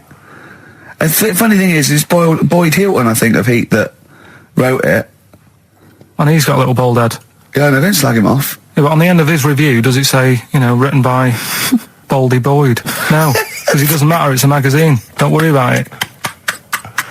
Looking forward to the wedding? A bit boring, isn't it? But you got to do it. They've probably listening. Should we do a shot? No, it'll be a great day for them, but I know what will happen. Suzanne will see, all the fuss and that, and then she'll get ideas, and I'll have to let her down and all that. Why is it you don't want to get married again? I always forget. It's just, who's it for at the end of the day? I've been with Suzanne for 11 years, right? Sure. We're happy. Well, I am. That's what counts. You're never happy. I am. I'm all right. Yeah, no, I know you're happy with Suzanne and everything, but apart from that, you're never happy. You are the most grumpy, moany thing in the world. I mean, I get annoyed but I'm always happy. I was annoyed here. I was happy coming here, but there was a bloke behind me walking and scuffing his feet. He had a pair of those stupid skulls on, and he was clicking and scuffing. Wear some shoes. You don't have to click. Pick your feet up. Flip-flops annoy me. You know, but I'm happy. I'm just annoyed. You are just like, oh, the world's on me. It's rubbish, this. I know the world's great. It's just sometimes people annoy me by being there. You know. But Steve said I should be locked in one of those towers that princesses used to be locked in fairy tales, so because everything annoys me. But you're grumpy. I'm not. I'm all right. XFM 104.9. We're not here. This next clip is one of my favourite clips. Look, it needs no introduction. Here it is. Right. Okay. Educating Ricky. What have we got? Airy Chinese kid. Go on. Right, yeah. This is the... I didn't want to do this. What do you mean you want to do it? Well, I wanted to give you 3, and I gave you one. It was like the alien man gets a beard or whatever. Yeah, and which was total rubbish, so this one should be better, maybe. Hairy Chinese kid. Right, well, we've talked about hairy people in the past. True enough. Haven't we? Yeah. You know, the little kids who grew up in woods and hung around with wolves and that. Yeah, again, you're confusing it. Yeah, they're not, there were some people that were born very hirsute. They were not the people who were brought up with wolves. Yeah. You just put that together in your Homer Simpson type mind. Right, well, this is like a sort of close to that sort of story. Yeah. But the weird thing is, right, Chinese people aren't that hairy as a nation. No, seriously, that's a well-known fact. They don't have that much body hair and stuff. Okay. So this little kid who was born over there, he was like covered in stuff. Was he? And it was only his nose that wasn't hairy. The rest of his body was caked in hair, right? And his hair sort of What sort of hair was it? Was thick hair. No, what I mean is, was it sort of like a pony's mane, so he just looked like an Ewok? You know what I mean? Just like hanging down sort of straight, dark hair. In the picture, it looked like it grows from his eyebrow. It grows from his eyebrows quite thick, and then it just goes all the way over his head. You don't think it was just really long eyebrows that he'd done a comb over? No, it was all over his body. It had a picture of like his back and that. Yeah. And had he styled it? Had he styled it at all? Did he have it in a quiff or? No, it was just hanging all over him. Yeah. And they were like, you know, this is a bit weird happening in China, where we're not normally that hairy. That was the scientist speaking there. Yeah. And the local press and that were getting him down, calling him monkey boy and all this. Oh. And thinking Chinese press. But the doctor, yeah. Oh, they're cruel, aren't they? It's like those game shows. Well, that's Japanese, isn't it? Yeah. Yeah. And the doctor said, I was talking through all that time while we were just like talking to each other then. Because I turned round and I still saw he was talking. So anyway, the local press came in to see the hairy boy, the monkey boy. And they were like being tight, taking the mickey out of him, and the doctor said throwing him nuts. Said he's only hairy. Said he's a healthy young kid. The only faults he's got is he's got a little bit of eczema and a boil. And he said everybody should just treat him the same, and I think he grew up a healthy kid. Yeah, so that's the that's the end of the story. That's not a story. Why? But I've got nothing. I don't know what to say to that. So someone in China was born slightly hairier than the rest, and he was normal apart from eczema and a boil. That to me isn't a story. But if it is, I've got a million. I mean, it's sort of like bloke from Manchester went a bit bolder than the rest, got a job on radio. He was normal. I mean, that's not a story, is it? So we'll move on to this next one, right, which is brilliant. Dead short story. So, right, old woman, about 70 years old. She's normally fit and healthy and stuff. Nothing wrong with her. She's having a good life. And one day, she goes for a check to the doctors, just to check herself out, because she's getting on a bit. It says, take your clothes off and that. So she does. And checks her out. Says, yeah, you're looking good. Turn round. He said, oh, God. He said, you got a tumour on your buttock. Right? So she goes, oh, well, can you do anything to sort it out? So they go, yeah, we could book you in for an operation. It's best if we remove this. Books are in for an operation.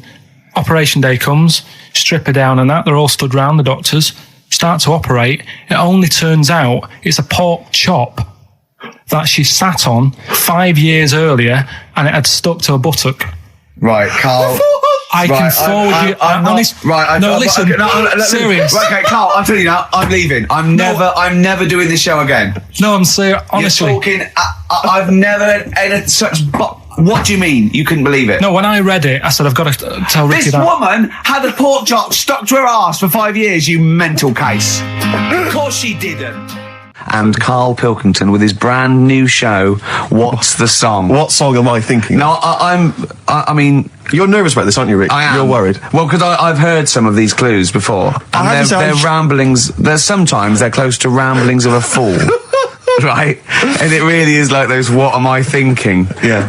I don't know, though. I actually was genuinely impressed by Born Sleepy. I have to give him the benefit That's one of the better ones. Because that was short, sweet, and it worked. Some of these, you say, they're not going to be quite as pissy. Some of them are like Emily Bronte novels. Now listen, we're just going to go for it then. You do it, and we just get people to call up because I want to see the general public's confusion trying to work out. Well, why don't you give us your next clue, and then we'll play a track, and then we'll hopefully have people on the line after the track to try and answer it, and you can recap briefly. So give us your clue now for what song am I thinking of? Right, this one. It's about a woman. And she's just normal, nothing wrong with her, or so she thinks, right? But there's the twist. Is this like the Tales of the Unexpected? And she's got she's got her mates and she's having a normal life, having a good time and that. And then this thing happens, right? And she starts to stink. And she can't have a bath, right? And she really wants to have a bath. She's dead sweaty and stuff. She's going about her daily stuff. She can do everything else normal. She can eat, she can talk, everything. But for some reason, she can't have a bath. Is there a coal mining husband in the bath? Yeah. Is this Born Stinky? She can't have a bath. So a woman can't have a bath? Yeah. Or a shower. She can't. Okay, leave it there, Rick. Don't try and guess. It's not for us to guess. The general public can phone up and ask questions, so I just go for it. I'm not sure they can they? I think so. Otherwise, we don't want people just phoning up and getting it. What about this? Why don't they can ask one question? Yeah. They can ask one question of Karl, then they have to make a guess. Okay. 08700 800 1234. Have we got someone on the line now? Let's do it. Let's go for one. Let's go for one. This is edgy radio. Letting Karl stuff. Live. Go on. Hello, XFM. Hello, I'm ringing about what's the song? Absolutely. What do you think? Well, I'm going for Dirty Diana. Dirty Diana. See, that works. That's a great guess. It does, yeah, but it doesn't work because why can't she have a bath? Okay, so the answer is in there. I was going to ask you. Well, that's your one question. That'd be the answer. That would be the answer, I'm afraid. What was your name? Shelley. Shelley, thanks very much. Shelley, I should tell you that, that you should never take this personally because no one can really get into the mind of Karl. So don't beat yourself up about this. I don't expect anyone to get these clues. No.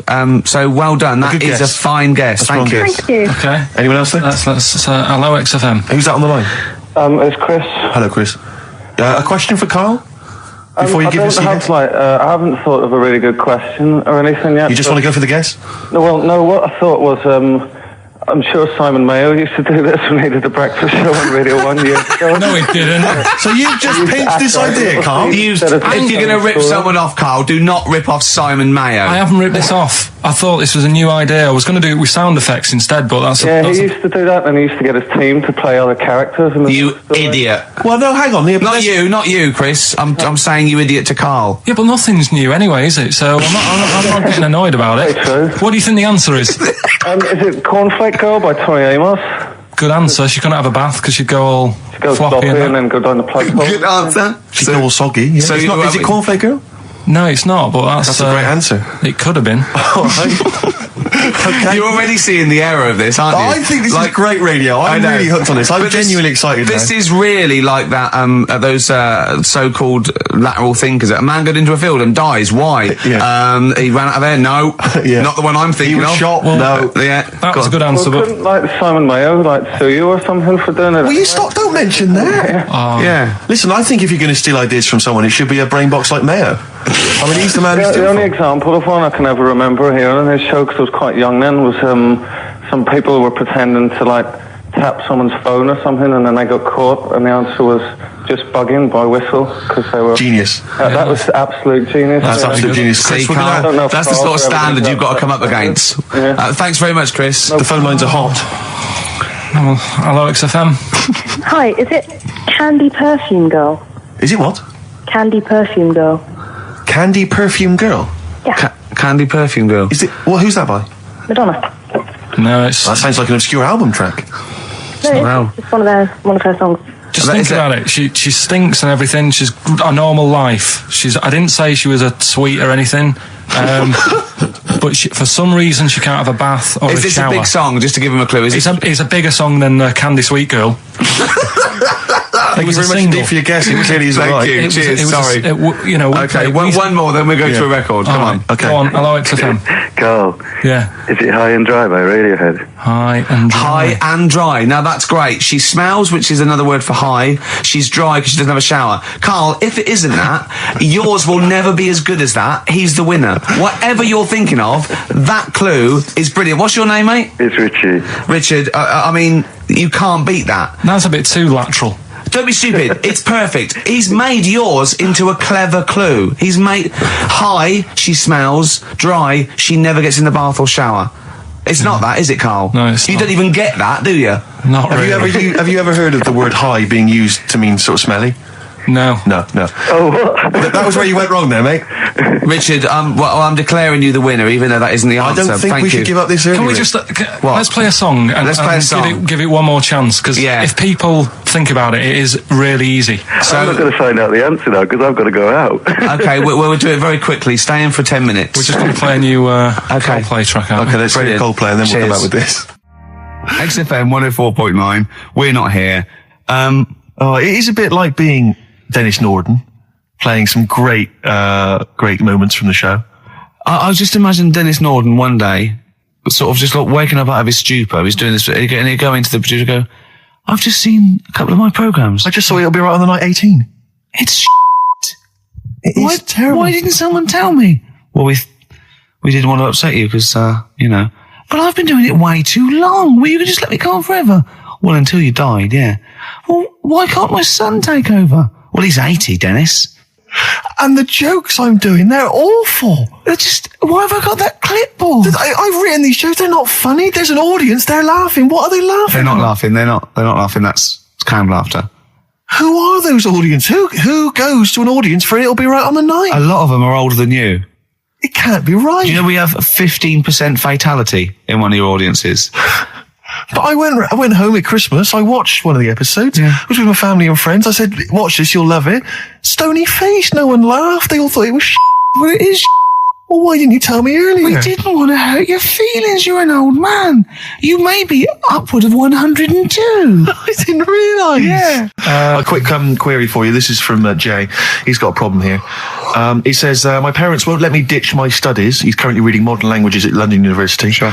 He wants to follow his dream, but his parents won't let him, of being a dancer. Carl. Worse than that, he says that they're trying to arrange a marriage to a bunch of minging daughters of people they know from good families.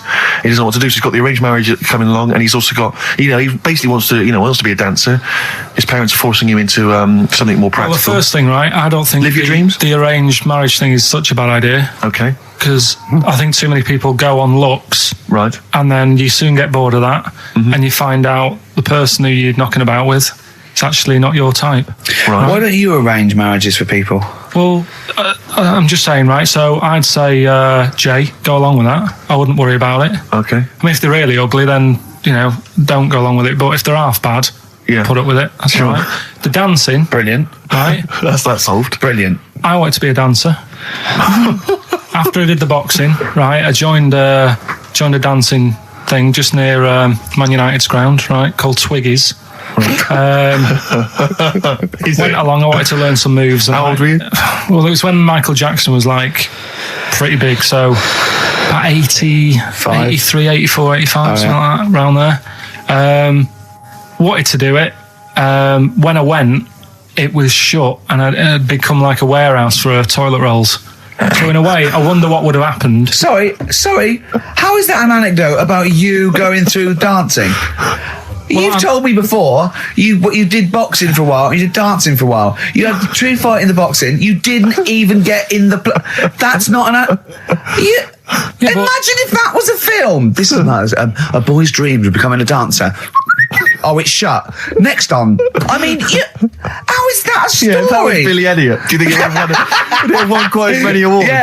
Yeah, brilliant. Footloose. All right, Yeah. I'm fed up. They banned it. Let's go. Oh, it's shut. Flash dance. First, there was. It's a warehouse. Never mind. I'm just saying, you'll find something else. I think I got a go-kart after that. I bought a motorised go-kart and kept myself busy with that. So there's always other Just things. think, Alan Bennett has to sit down and really sweat over his stories. Yeah. He just opens his mouth. You are a living Alan Bennett character. So that's solved. Well, Jay, don't worry about that. There's no emotional problems I can foresee if you follow that advice. So the advice there is do an arranged marriage. If she's not ugly. minging, Yeah. she's not completely minging. Yeah. And don't worry about dancing. Get a go-kart. Cheers. Great. Well, I didn't really want to make it a Christmassy type show because I don't really like it. Oh, he's done it again. What you did Christmas once, didn't like it. No, my dad always said. All right, steady on. Dad said Christmas morning was for for me. So he used to stay in bed. So he never. That's brilliant. That's a great thing to say, isn't it? Yeah. Christmas morning's for you. Run wild. Do what you want. Just don't bother me. I'm going to Honolulu for 2 weeks. That's great. Dad, it's Christmas. Do I have to do anything? No. So my mum used to get up because she used to like to see my face light up, when I open my presents. And then to give fireworks. And then I'd have to go to my bedroom from about 6 o'clock onwards because my mum and dad were into having big Christmas parties and I wasn't old enough to go. Right. So they'd say, right, you've had your fun there, you go up to your bedroom, stay in there. Really? Yeah, I remember one year, right, I got a train set, that's what I wanted. Yeah. Right? Brilliant. Playing with it all day. I thought, I don't mind about the party, I'm happy staying up here playing with this. Brother comes in, he's had a few, right? He's going, give us a go on your train. How old is he? He's a bit older than me, so he might have been like, let's see. Well, let him be 18. Probably about 18, 19, And how old something were like that. I had a train set, so I don't know, about 14. something like that. Yeah. Right, so I'm playing on that, loving it and stuff. And then he comes in and goes, give us a go. He turns the transformer up to 14. He went really fast for about 5 seconds, broke it, and then he went back downstairs. Wow. So Christmas, I hadn't even got to Sounds Christmas like Day. the Conservative government with British Rail. Satire, though. Satire, Rick, I just thought that there's satire. If there's any satirical shows listening or magazines. It doesn't work in any way because there's the analogy falls down apart from there being a train. Think it through though. British Rail was trains. Yeah. And the government broke the trains in many ways. They didn't break them, not officially breaking them, but they kind of. It does work. It's perfect. Oh, I'm pretty pleased with that. And I can't, and no one's asked him to be on Have I Got News For You? It's weird, isn't it? Because it's strange that when you've got a satirical mind that's as quick as that. Yeah. Right. And he's broke your little train set. So what did you do? I just watched telly and had some sausages. I bet you were happy with that though, weren't you? Oh, it's a bit annoying though, isn't it, when your main present of the year has been broke. And did it ever get it fixed? No, that was it. Put away. I'm intrigued why your parents wouldn't let you come and join in the festive fun. Was it like really debauched down there? Was it like eggnog everywhere? Well, no, but I mean, that's fair enough. 6 is a little bit early, but I just think, if you're a kid, you had those fun, put them to bed at 8 maybe. And Do you think so on Christmas Day? I thought that was a day for family. Well, not if there's a party going on. Well, don't have the party on the Christmas Day. Well, that's another option. Yeah. Your parents are weird, aren't they? A strange breed. Well, I think that was the year, right? You're talking about buying presents and stuff. I think I did treat my mum to. I didn't buy my dad anything. I think that was like when I got a bit older, he used to get me dad something because he wasn't that bothered anyway. No. So got me mum. There was a cheap shop, right? Of course. Thank God for that. Called Snips. Right? So I went in there and I thought, let's see what I can get her. And remember Victoria Plum? I don't think so. Well, it's like a fairy character. Right. I mean, mum's into gnomes and stuff, right? So I thought, right. She must be pleased with you then. Victoria Plum. I was thinking, is that one of the neighbours? Is it like a brandy Do you liqueur? remember Victoria Plum? Victoria Plum. Victoria Plum, yeah, it's like a little fictional sort of character, right? Okay. So I saw it, I thought, yeah, she'll love that, right? So I did my paper round, saved up for 2 weeks, right? Aww. Got that sorted, went to Snips, bought the Victoria Plum. Next day, I'm in town with her, right? So I think, I know what I'll do. I said, come in here a minute, right? So we go in and we're looking around and I tested her, right? I went, look at that there, that's all right, innit? And she goes, it's bloody awful. Oh, Karl. Oh, Karl. Oh, God. So then Christmas Day comes. I said, don't bother opening it. She said, no, why? I said, Oh, "Don't." no! Why did you still give it to her? So, well, it was too late. I'd already bought it. Oh, Carl. So she opened it, and I was like, and she said, oh, that's nice. I said, why are you saying that? I said, the other day, she said, it's bloody awful. She said, oh, no, I thought you were pointing at something else. Oh, no. So that's why I don't get anyone anything anymore. Oh, God. Play record. Oh, God. Oh. So we get onto conversations. Talking about, he's asking me stuff about evolution. Tell me that. Why did the giraffe? What's that rubbish about the giraffe getting a long neck? I said, well, it didn't try and get a long neck. It was selected because, anyway, I went into evolution for him, and he said, but why would evolution do that? I went, well, you think that evolution didn't do anything? There's not this consciousness, there's not this will that a giraffe has to stretch its neck to reach the leaves. One had a long enough neck to survive and pass it. He was going, yeah, but why did evolution? This isn't. But by the way, this isn't the most stupid thing. This is warming up. This is about 8:45. Sure. Right? He said, why didn't evolution make a giraffe good at carpentry so it could build a ladder? Right. Yeah. Okay. No. All right. Okay. So he's thinking around it. He's trying to pick holes in evolution. Yeah. We get on to, I said, well, things are, I said, we can see the speed of evolution in lower life forms like bacteria, viruses, they evolved. That's why, soon we won't have an antibiotic that can kill some certain bacterial strains. And he said, and this is about, 11:30, and I said, I'm going to bed, right? He said, in the future, they reckon that you'll be able to wake up and eat a yogurt you can have a chat with. I don't know what that means. Let's put a song on, right? No, and we'll come back to it. So you're going to explain that? Yeah. You've got an explanation? The Verve and Sonic on XFM 104.9.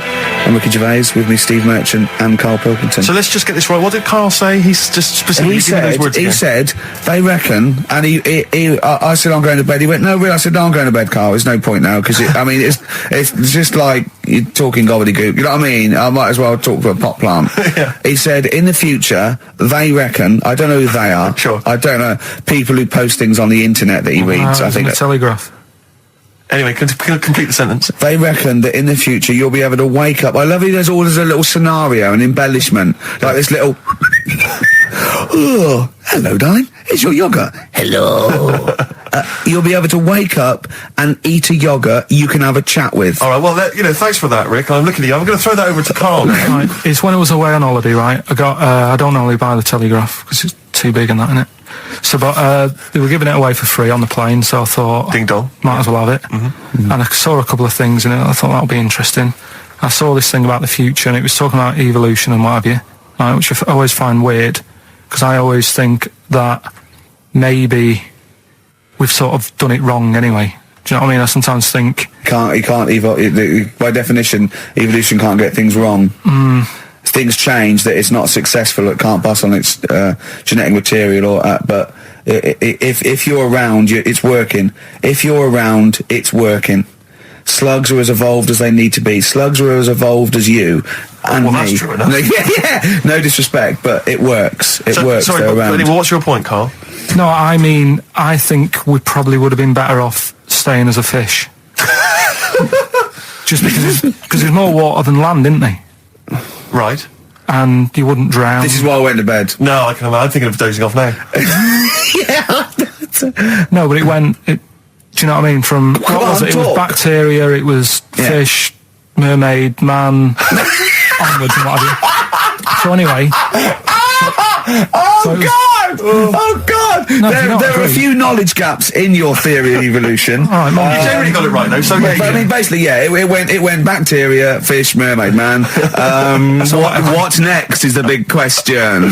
So it was telling you all about this and what have you, and saying how, like, we shouldn't have interfered, because maybe if we wouldn't have invented planes and what have you, maybe we'd be able to fly and what have you if we really needed to and stuff like that. Okay. So we've interfered with evolution, you see.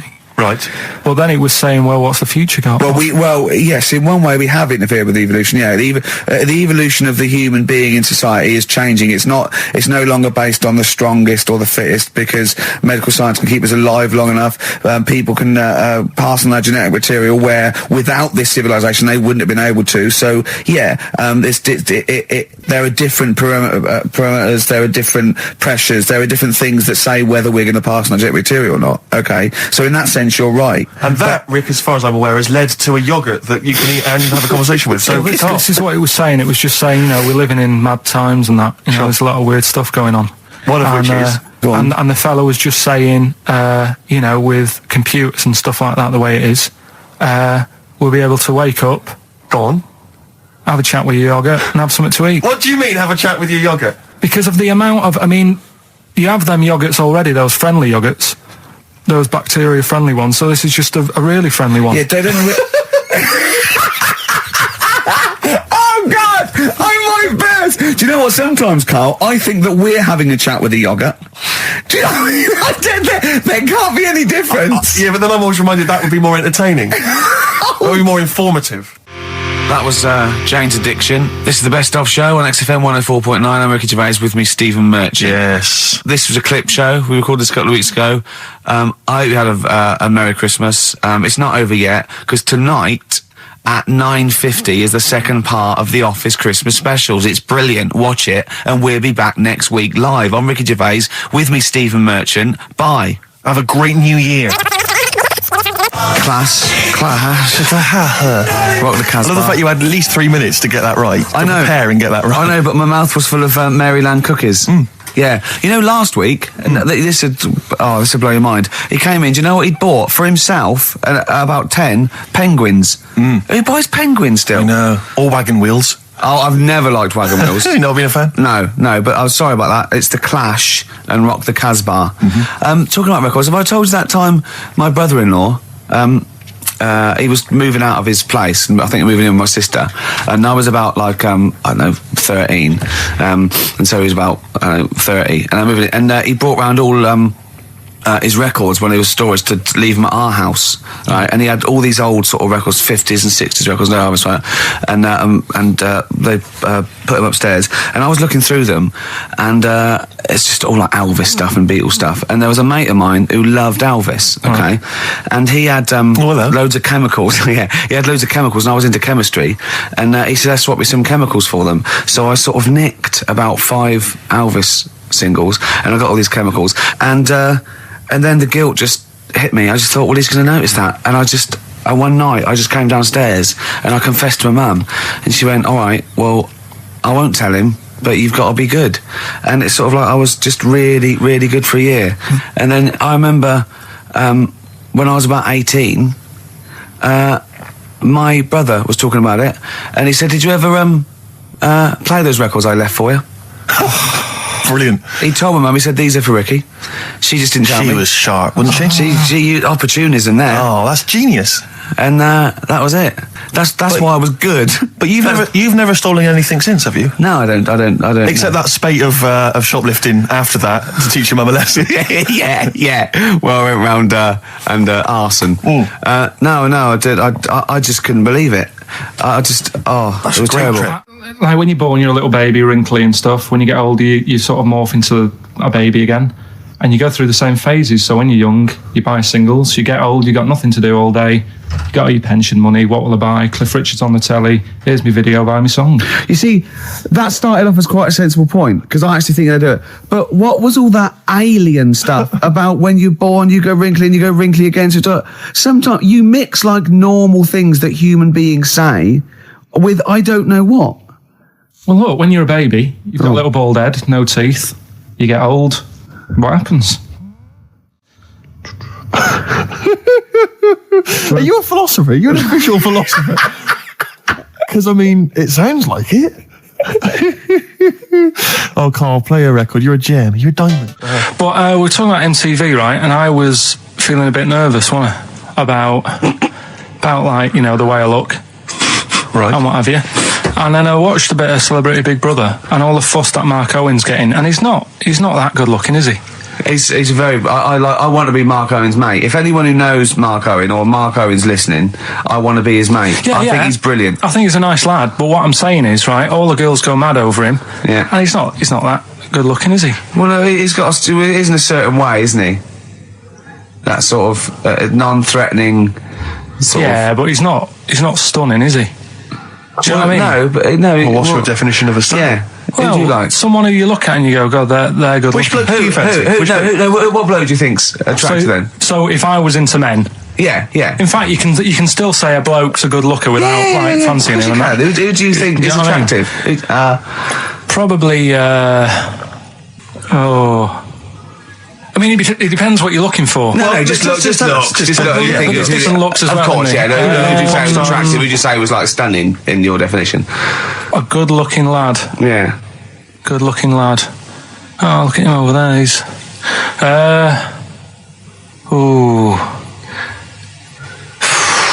Do you find, Robbie Williams? Do you find him attractive? Boy next door. Look. No. Who do you? Carl, hurry up, because it's we've only got 2 hours. Probably. Do you know? I can't think of one offhand. Mark Owen is pretty good looking then, really. What? There's not. Just name one bloke that you think's an attractive guy. There must be one bloke that you've either met or that you've seen in a pub Who do you or think on a is poster. attractive? Tell you what. Go on. Tell you what. Works here. Young Alex Zane.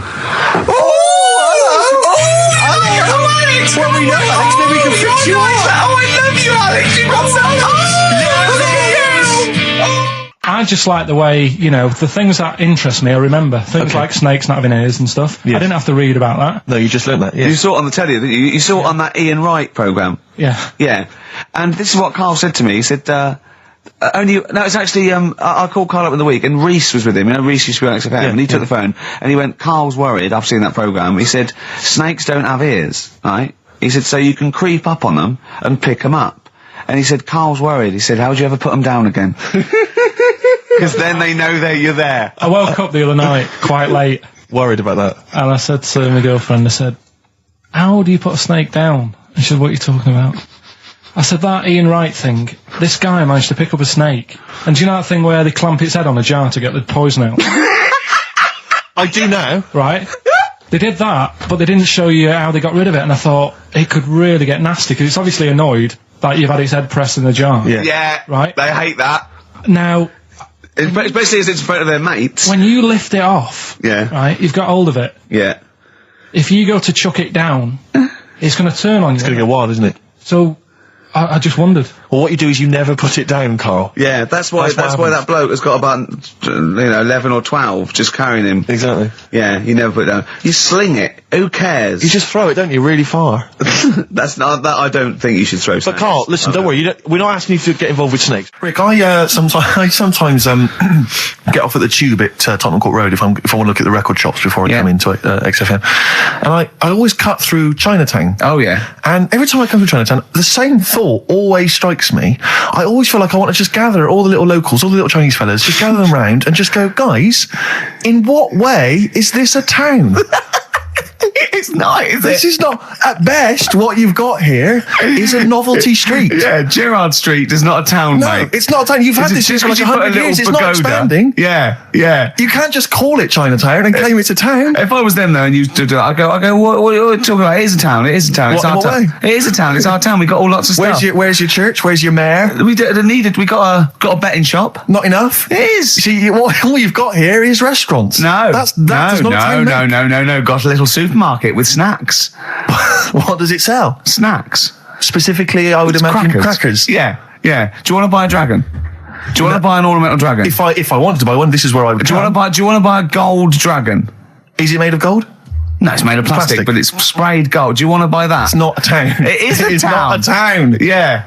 And it annoys me because when I first came to London, I genuinely thought Chinatown was going to be this amazing, what they've got there is You'd hear a gong and every time we went in there, and there'd be rickshaws and people walking on those little sort of wooden shoes. You know those ones? They're brilliant. They are. just clomping around in them.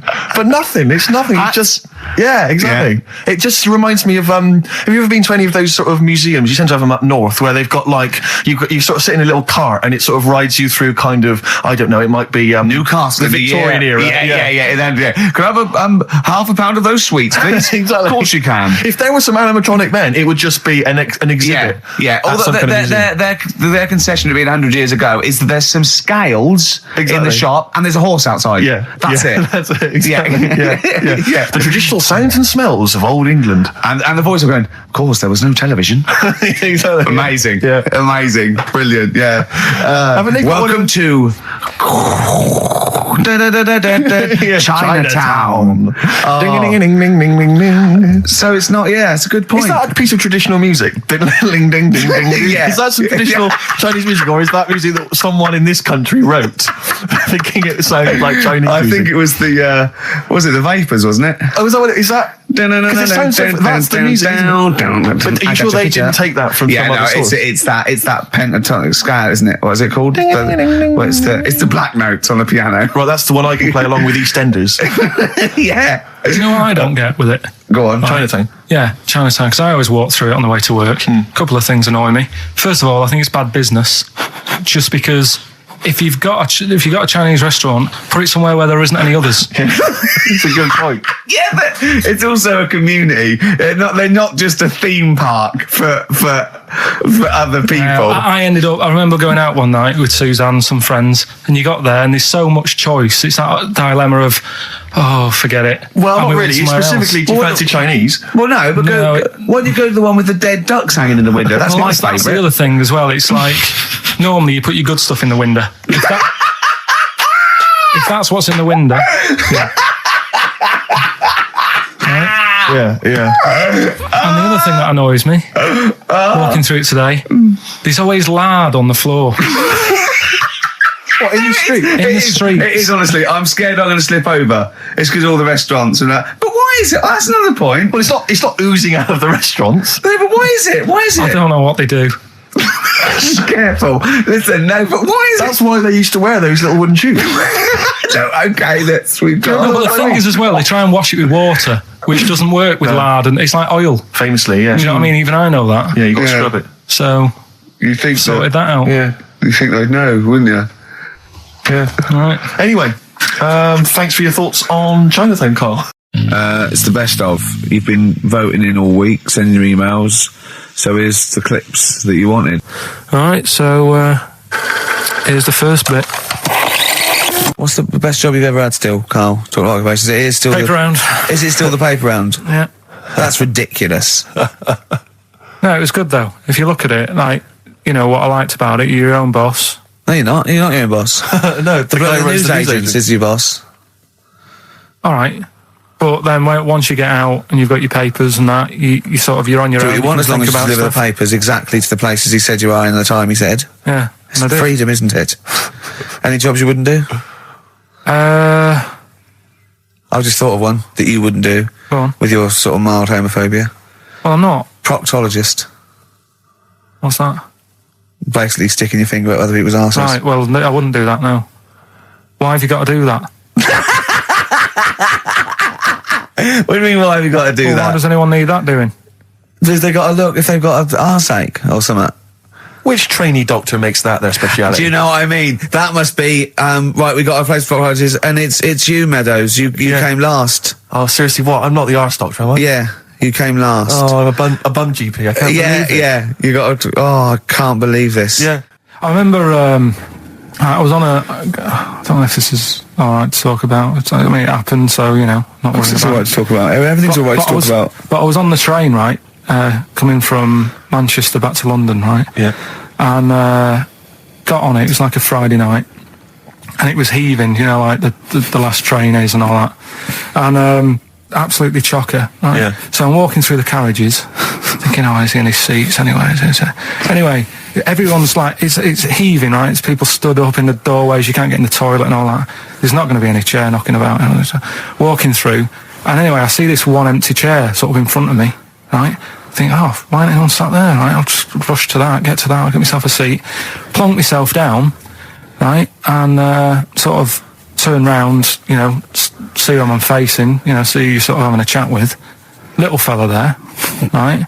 Little, Down syndrome kid. Right. Sat there, and he goes, all right. And I thought, oh, right, not bad, but do you know what I mean? They're always talking, aren't they? They ask a lot of questions, right? So I was like, oh, here we go, 2.5 hours, and I couldn't get up because the thing is, that's obvious, Sure. right? So that's like mean. I'd never want to be mean. Do you know what I mean? No. At the end of the day. So anyway, so I think I know. I'll go to sleep. Clever. Right, so I shut my eyes, and he leaves me alone and that. So then my phone goes, and I think, right, what do I do? Do I ignore it, or do I open my eyes and see what it is? Anyway, I open my eyes. It's Ricky calling about something, about nothing probably. Actually thinking about it, wasn't even worth answering. Right. So anyway, I'm awake now, aren't I? So he's like, hello, and I'm like, all right, mate. And he says, you're muscly. You're right. Oh, God! And I said, yeah. And he goes, you know, why? So I said, no, just am. It's, again, stressing me out, because I was thinking, why am I muscly? I don't go to the gym. And, you know, I'm not muscly, I'm in good shape and that. Well. So then he wants an arm wrestle. On a crammed train from Manchester, so I've got another hour and a half of this. When you talk back, he'd soon have got up and left. If you'd have started asking him questions, he'd have got up and left with the drivel you come out with. So anyway, do you know when you're under pressure, you're thinking, well, he's said that I'm muscly, right? So do I do it or not? And there's people watching, you know, not joining in, not sort of having a laugh and that with me, just like watching but pretending they're not. Oh, and I'm at one of those table seats, and he kept saying, come on, I want to arm wrestle. So, and he was getting loud, and I thought, I best just start an arm wrestle. What do you mean? What do you mean? I best just have an arm wrestle. Well, what do you mean? Get it over and done with. I had to. If he's going to keep asking, I had another hour and a half on the train. Oh, God. So anyway. Oh, my God. I'm thinking who won. Well, I'm thinking, were people putting bets on? How was it working? It was stopped, and just as well, really. What do you mean it was stopped? How violent was it getting? No. He was winning. I was struggling a bit, right? Yeah. And he was really like, you know, taking my arm down, and then he sort of let go and started laughing. And I thought, thank God he let go, because I would have made, you know what I mean? If I lost that, everyone's in the train looking, and all the rest of it. I never felt it's suddenly serious to him. He's got to win this. Anyway. Pilkington. But then he just, then we were chatting about favourite food and that. He likes sausages. And I said, you know, he said, do you like sausages? I said, yeah, they're alright. I like a bit of Chinese and that as well. And he was saying, I can't have Chinese. Not allowed Chinese. Why? Don't know, he just said, it's not allowed to have it. But yeah, I had a good long chat about stuff and that, but... So you enjoyed it in the end? In the end, it was alright, yeah. It's just... What do you expect? Okay. No, but it's that thing, isn't it? It's always whenever you're faced with something different, it's always awkward, isn't it? And that's the thing. You're talking about him now, are you? And I think I did alright, because everyone else was ignoring him. But I probably made his day pretty good. Yeah. We were a nice bloke. I like the idea that newlywed couple are probably thinking that's going to be a similar journey down to Cornwall.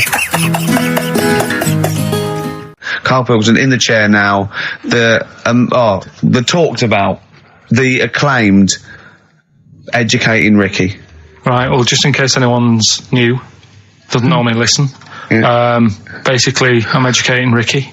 Yeah. Do a bit of research in a week, find stuff, news, history, anything that's interesting. 3 stories. I give them a nice little headline. You take your pick. Yeah. Between now and 3, you're going to learn 3 things. Yeah? Yeah. So, the headlines are, I'll be no buying one of them. Give us that again. I'll be no buying one of them. Nice, okay. Yeah. We've also got hippopotamus. Okay. Okay. And can you believe it? Can you believe it? Well, I'm going to go with hippopotamus. Hippopotamus? Hippopotamus. Right, well, this one, it's... I'm not going to take the credit here. I heard Christian talking about this on breakfast, right? Because it's a good story that happened. Basically, I don't know if I told you about it last week when we were having our spaghetti, but I think you did. Right, I know what it is. I know what this is. Okay, I've not heard this. Right, there's a little midget. Right, there's a circus. I'm loving it already. Circus going on somewhere. I think it was in America. And Is that present day or old times? I'm talking like in the last 3 weeks. Okay. Right, little midget, circus, really packed out show. People are loving it. Right, Steve, you'll ask the same question I did, I know. So there's a little midget jumping up and down on a trampoline. That's what circus is. Right. I'd pay good money to see it. So everyone's clapping, and he's getting carried away. Because he can't believe they're loving it. I didn't know they'd like a little person on a trampoline, but they love me. But you know what it's like when if there's a crowd of people sort of encouraging you to sort of go higher and stuff. Yeah. And I'm sure he knew it was getting out of hand. But he was jumping and he was coming down the road going higher, and he's going really high in the air, right? So he's doing this. Crowd are clapping. There's a hippo, right, just sat next to the trampoline, getting ready to come on and do his act. Oh, right, I thought he was in the audience. That's it, getting ready to do his act, Steve. Yeah. So He's a ventriloquist. What do you mean he's sitting by the trampoline waiting to do his act? Because why does he sit in the dressing room and they go, 5 minutes, Mr. Muss, 5 minutes, Mr. Muss. So anyway, right, so the hippo's there. He's getting annoyed, is he? Because the midget. He's going, how can I follow this? How can I, this is really annoying. They're going to be, no. So he's thinking, he's already done the trampoline, my pogo stick act is never going to work. Yeah, go on. So there's a hippo waiting. See, it's a great story, and I just know he embellishes it or it gets slightly wrong. Go on. So there's a midget jumping up and down. The hippo's getting annoyed. The crowd are going mad. The midget's loving it. Can't believe his luck. Although you think he probably knows he's dicing with danger. Yeah. So next thing you know, they're all saying higher. He gives it one big, like, heavy sort of landing on the trampoline. Goes really high, but goes off at a funny angle. Oh, hypotenuse. Okay. Yeah. And sort of flies up. Hypotenuse! Sure. Flies off at a funny angle. Oh, dear. Hippo's there, swallows him whole. Crowd are clapping, thinking that's why the hippo was waiting there. Rubbish. Rubbish. It's not rubbish though. But no, maybe there was an accident in a circus with a midget and a hippo, but at no point was this hippo waiting to go on going, come on. The midget flew off at hypotenuse and landed in the hippo's mouth and was swallowed whole. This is what you embellish it. That is great. And what's I that? have to say though, Rick, when I heard midget, trampoline, hippopotamus, I was thinking accident waiting to happen. Yeah. So, yeah, maybe. I mean, it is that you should never put those three together. Never. It's a recipe for disaster. It's Everyone knows that. Midget, trampoline, hippopotamus. Are you mental? You're asking for trouble. Well, you know when he told me it, he said, and the midget, he didn't mention the hippopotamus, and he said the midget went on, and soon he fell off, and the hippo ate him. And I said, sorry, what was the hippo doing there? He went, it's a circus. I've never heard of a circus having a hippo. What do hippos do? What can they do? You can't train them, can you? What do you? Aren't they like very deadly? They're huge, aren't they? You can't have a hippo in a circus. are you sure? You're not thinking of Zippo? Isn't he the clown? Yeah. And it wasn't some sort of where Zippo was eating a midget and it's some sort of horrible sexual act. No, it was definitely. I heard it on breakfast, right? Oh, okay, sorry. No, it's definitely fact. Yeah, okay, right, okay, good. XFM 104.9. We're not here. It is a bit like being Dennis Norden, playing some great moments from the show. I was just imagining Dennis Norden one day, sort of just like waking up out of his stupor. He's doing this, and he'd go into the producer and go, I've just seen a couple of my programs. I just saw It'll Be Right on the Night 18. It's shit. It is terrible. Why didn't someone tell me? Well, we didn't want to upset you because, but I've been doing it way too long. Well, you can just let me go on forever. Well, until you died, yeah. Well, why can't my son take over? Well, he's 80, Dennis. And the jokes I'm doing, they're awful. Why have I got that clipboard? I've written these jokes, they're not funny. There's an audience, they're laughing. What are they laughing They're not at? laughing, they're not laughing, that's canned laughter. Who are those audience? Who goes to an audience for It'll Be Right on the Night? A lot of them are older than you. It can't be right. Do you know we have a 15% fatality in one of your audiences? But I went home at Christmas. I watched one of the episodes. Yeah. I was with my family and friends. I said, watch this, you'll love it. Stony face. No one laughed. They all thought it was Well, it is. Well, why didn't you tell me earlier? We didn't want to hurt your feelings. You're an old man. You may be upward of 102. I didn't realise. Yeah. I noticed the other day when Karl was sitting on your knee having his picture taken. It's a long story, right? He's got a completely spherical head. It's slightly too small. I'm not being funny because, I mean, I'm not perfect. But he's got a completely spherical little head. He looks a little bit like a baby hamburger. You know Hamburger off McDonald's? Sure. He looks like a little baby hamburger. And it's sort of quite put upon. It's Suzanne thinks a lot like that thing in that Dulux advert. Do you know when the woman pulls the head off that? That little plasticine morph type. And then they creature. make a new head for it. And it's like a little head. Really? And that's your girlfriend saying it. I know. I'm getting excited now because we've had loads of calls and emails, not only backing me up, but going a little bit further. Apparently, Johnny Mango called in again. He's become our sort of official researcher on this show. There is evidence that Queen Victoria in Balmoral, with a young house guest, Winston Churchill, used to consume cocaine-filled lozenges. So there you go. Also, MDMA was a precursor of sort of ecstasy, a derivative, and that was big in the day, giving soldiers, a little pick-me-up. So it's not so mad, is it? It sort of Winston makes Churchill sense taking because cocaine, he is it? was into his speeches and that, and they say that coke gives you sort of, the balls to stand up and say like... Not that that's a good thing. And No, you it's not. No. Definitely not. No. Right? But apparently it makes you confident, doesn't it? So you can stand up and say, we're going to fight them on the beaches. Yeah. And all that. And sound like you mean it. It's exactly, yeah. When he was sort of like, a little bit pissed up with his cigar on, coked off his tits, he wanted to fight. He didn't care where it was. He'd fight on a beach. He didn't care. He didn't care if he got sand in his new trainers. Exactly. He was boozed up. Yeah. You want to fight. Yeah. That's why he was coming hard. He was very much, you got to think of him as the Liam Gallagher of his day. Yeah.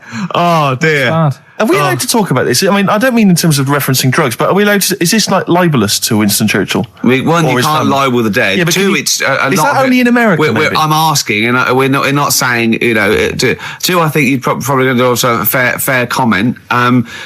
Three, we say we were joking. Yeah. 4, it's a satire. Yeah. 5, we love him. 5, we're not condoning drugs in any way. 6, this is Dermot O'Leary's show. I didn't have a go at him anyway. I said he's all right. If there's any law against Rasputin, we might be in trouble. Law against you Rasputin. did willfully Rasputin. Yeah. All over You the did airwaves. slag off Russia's greatest love machine. Yeah. You didn't shoot him till he was dead, did you? Oh, put some poison into his I'll tell you this, if wine. there's any other historical questions that people want answered, then we're the men. Because really, with the three of us, our knowledge of the fact that the Hindenburg was filled with helium, Yeah. the kind of coke habits and various drug habits of Britain's most famous political leader, we've got the answers to all of it. Einstein, Go on. I found out in the week that he didn't talk till he was 6. See, it's all these people who are weird. Churchill couldn't read, could he, till he was 8 or 9? Really? Yeah. So there you go. He got a D in history apparently, Yeah. GCSE. Just one better. And the story, it's all sort of, how he's being pushed about by his Again, wife. that's not literally. By his wife, she's wheeling him about. What do you He's mean? wheeling him about. They go to a party. Everyone sort of looks round and looks at him. What makes you think that he's in a wheelchair? What's the clues? What's the words? There's loads of little things. It's Go on. like, like I say, something about his wife walking around with me and all that. Well, of course she is. She's pushing him about. But walking around. If someone said, "Oh, she was walking around with me," I'd think they were both walking around. There's a few. But that's different not. lines. There must be another. There must be a reason why you suddenly thought that fella's in a wheelchair. Right. My wife's walking around with Put on me. your makeup, and I feel alright. No, and she's always saying, "Do you feel all right?" And that she's always asking him how he is. Yeah, but she's. Just listen. Let me play it, right? And try and picture the scene, right? But now I'm only thinking of a little fella in a wheelchair. Well, have a listen to it, Oh. and just everything that's being said. Okay. Understand why I'm thinking what I'm thinking. No, never. Right, you ready? Yeah. No clue yet. Yeah. He's just sat there watching, probably. No. There's no. wait until he's done. Yeah, no clue. Okay. No, that's all right. Well, that's just a woman getting ready, and he's fine. Yeah, he's just sat there and he's got a great pair of legs. I don't know, well, he's sat there in the wheelchair. No, he's not in a wheelchair. Listen. Yeah. Everybody looks at him. No, her. He's saying she turns heads. Walking around with him. Yeah, walking around with me. We're both walking around. Are you all right? Yeah, nice thing to say. He's all right. Right? Yeah, he is all right because he's got a great pair of legs. Right, he might not have any legs and that, but he's happy. He has got legs. Right. He has got legs. I don't know why you think he's in a wheelchair. There's no clue whatsoever. It seems to be based solely on, do you feel alright?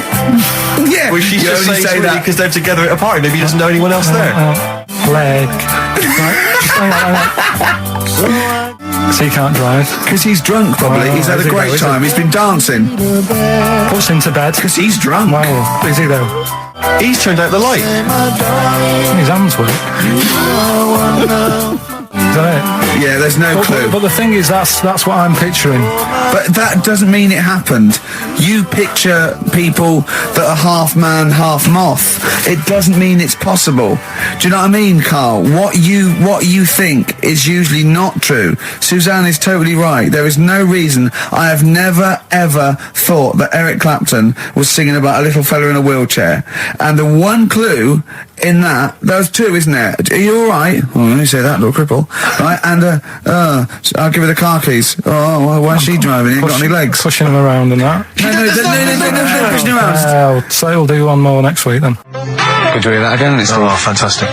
Waiting on a Friend by the Rolling Stones. Yeah? Go on then, Carl. On XFM 104.9, Ricky Gervais, Steve Merchant, Karl Pilkington. Go on. Right, this one. Remember Blockbusters? Uh-huh. Right, this one is good, and we'll do this one. Rockbusters.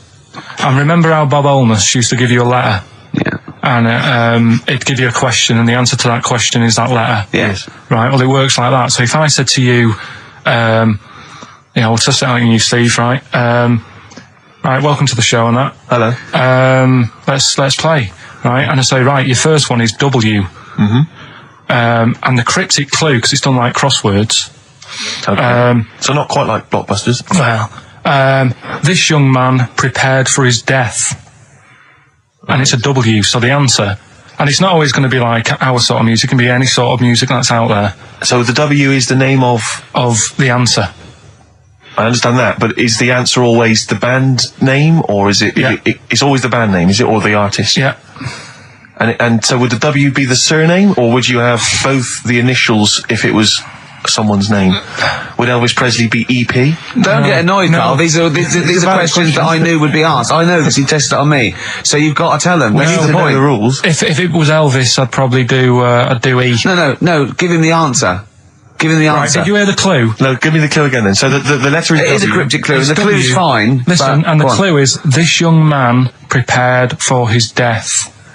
This young man prepared for his death. Yeah. This young man prepared for his death. And it's a W. And it's his first name. That's what he needs Well, to see, know. that's the Yeah, but I don't... Well, shouldn't we have the initials? Wouldn't that make it easier? I mean, Yeah, but it didn't do that on Blockbusters. It just had one letter. No, they did. If it was if. The gold one they often had us for 3 or 4. Did they? Letters, yeah. But it was normally just one word. It wouldn't have been a name or something. All right, then. W. W-Y. W-Y. Will Young. Excellent. I Right, didn't understand it. What was this the young Will man... prepared for this young man.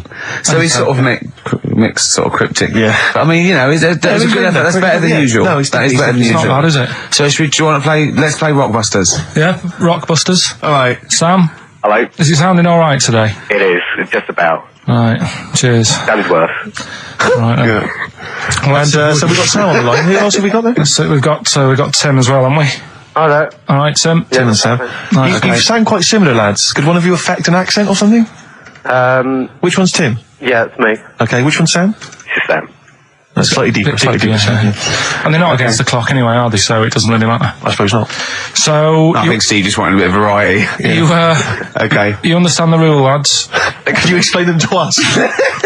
Right, play it. Okay. Hang on, wait. Well, let me explain, because I mean, life is too short. Now, Carl's going to read out, say 3 clues, yeah, and just shout your own name and answer it, or shout the answer. Shout your own name, then the answer if you know it. And it's the person who gets the most right. Okay. Is that all right? Yeah. Yeah. So, Here we go then. okay then. So Shouldn't it be the first to three? Well, yeah, but then he hasn't got. I've got enough. It's fine. He's got enough clues for that. Right then, here we go. Welcome to the show. God. Right, the first initials, ST, right? Is that right? ST. Well, I don't know. We don't know, do we? How do we know? Here we go, ST, and the cryptic clue is better than the average homeless person. Okay? Sorry, I think, is that a band? Yeah. Is it an old band? Yeah. I think that's one word. Alright then, S. So it's an old 70s band, better than the average homeless person. Tim? Go on. Supertramp. Yes. Supertramp it is. Yeah. Well done, 1 point to I have you, no idea Tim. why that's right, by the way. You don't understand why it's right? He's a super tramp. Oh, right. Better than the average homeless person. cryptic, yeah. Yeah. Cryptic. Yeah. Okay, second one. Come on, Sam, you got That's actually quite good for Carl. Trust me, Tim. Take that as a good clue. Because, yeah, okay. We won't do this again. Wait, 1-0 Right, to here we Tim. go. Right. F. The letter is F. That's the next one we're moving on to. And the cryptic clue is, the little girl is hungry. What shall we do? The S or F? I've got it. F. Ready? Peter. Yes, 1-1. Feed her. He's pulled out of Feed her. Yeah. Feed her. Okay. Yeah. So that's one each. So this is the decider, isn't it? Wait a minute, ITV are on the phone. Well, you said first to three, so no, it's not, is it? That's what I said. Just do the 3 clues and who gets the most. Okay, well, we can do that now. So, here we go. I love this. This is rubbish. Go on. So, here's the last one. The initials are AK, right? And the cryptic clue is exploding pet. Shout out your name if you know it. Last orders at the bar, please. Last orders at the bar. Exploding pet. AK. You're tuned to XFM 104.9, Karl Pilkington's quiz, Rockbusters. The format is still available. The highest bidder, please give us a call, or you can email ricky.gervais@xfm.co.uk. Is it a band or a singer? I'll give you a bit more of a clue. It's a pop band. Okay, we wouldn't. Tommy Kissem. Yes. Hey. Oh, this is amazing radio. So who was that won? That was Sam who won. So it's 2-1 to Sam. So he wins. What does he win, Carl? He wins some CDs and some videos. No, he's got obviously now, Sam, if you're ready, take the spot. You're going to do the gold run. Away you go, Carl. I haven't got any more. You're a fool. Right, stay on the line. We're giving both some presents. Play a record for. Rick, I'm going to shoot off. Not come. XFM 104.9. We're not here. This next clip is one of my favourite clips. Look, it needs no introduction. Here it is. Another holiday. Well, it wasn't holiday. It wasn't holiday. Well, it was. You had 5 days off work. Why isn't it holiday? You had 5 days not working for a living. You know how many days holiday gets a year now? 29. Oh, that's more than teachers, isn't it? It makes me sick. It makes me sick. Well, I know the kind of hours you work, Rick. It's mad. I mean, if you're not in work by midday, you're furious. No, but I mean, I'm always... 29's normal for the normal working person. Yeah, but, you know... And anyway, it wasn't a proper holiday. I went to see my mum and dad. It's nice to see them and everything, but it's not holiday, is it? Why? It's not going away. It's not getting on a plane, is it? Going away. Oh, is that definitely a holiday? What happened before 1950? I don't know. People used to go... Yeah, exactly. People used to go to Blackpool or Brighton. That was holiday. Yeah, but I didn't Where did you go? Went to Wales. There you go. Lovely holiday. Lovely holiday. Have a holiday in Wales. That's what they say, innit? Come to Wales and have a holiday. That's what they say, innit? So come to Wales and meet your parents. Come to Wales and have a lovely holiday. Right. Well, anyway, it was good and that. It's always good to see him. Right? Yeah. But Week off work. do you know? Like my mum likes gnomes and stuff. Yeah. Right. Of course she does. She's lived with one for 30 years. She said, get your dad to take us to this park where they've got 6-foot gnomes and stuff, right? Have a walk about. Sounds like a nightmare. Yeah. Sounds like a living nightmare. Keep an eye on Carl. Yeah. So anyway, he stood still for 2 minutes. Someone bought him. No. You can't buy them and that. It's like a little exhibition thing, Yeah. right? And it's part of a hall, right? This big hall that you have to pay to get in, but We didn't want to see the hall, I just wanted to see the gnomes. Of course you did, yeah. So anyway, my dad says, yeah, well, we can get in there for free. Of course he did. Clever. Right? So we parked up on this little country lane, right? No one about. We walked How much down, did it go in? Like £2? about £3 each. Yeah. But he said, well, yeah, but if you don't have to pay, do you know what I mean, you enjoy it even more, don't you, when you're walking about and you're thinking, I've got this £3 in my pocket, no one's having it. Yeah. Right? No, looking over shoulder for a bloke with a peak hat saying, can I see your ticket, please? I wouldn't enjoy it more, no. Go on. Yeah, but you don't worry about it, do you? You got a bit of money now then, Rick. You've changed. So anyway, so we had to walk across about 4 fields. For £3! Right, and what happened was we're walking through all these fields and what have you, big grass and muddy bits and all that, 'cause it'd been raining, and climbing over fences and stuff. And we're in this field, right, and I look to my right and there's about 30 cows all staring at us, right? And Suzanne started to panic a bit. She said, we shouldn't be here. Dad says, of course we can, we're allowed to go wherever we want, you know, all this land, it's ramblers' rights and all that stuff. Yeah. And take a cow if you want, unattended. Serves him right for leaving him in the field unattended. I'm having one. Yeah. And keep us fed for a week. Anyway, these cows start surrounding us. Surrounding us. Oh, brilliant. Oh, no. Face off. And Suzanne's panicking, going, this isn't right. We're not going to make it to the fence in time. They're moving faster than us, and he started sort of running a bit. Wow. And it's like some kind of bovine West Side Story. A gang of cows coming at you. Don't worry about it and stuff. But my dad had to sort of stand there and like wave a stick at him. Of course. And we got away, but Suzanne was like having a bit of a sweat on. Got away. Saying, we could have got killed. Sure. And my dad saying, no, it never happens.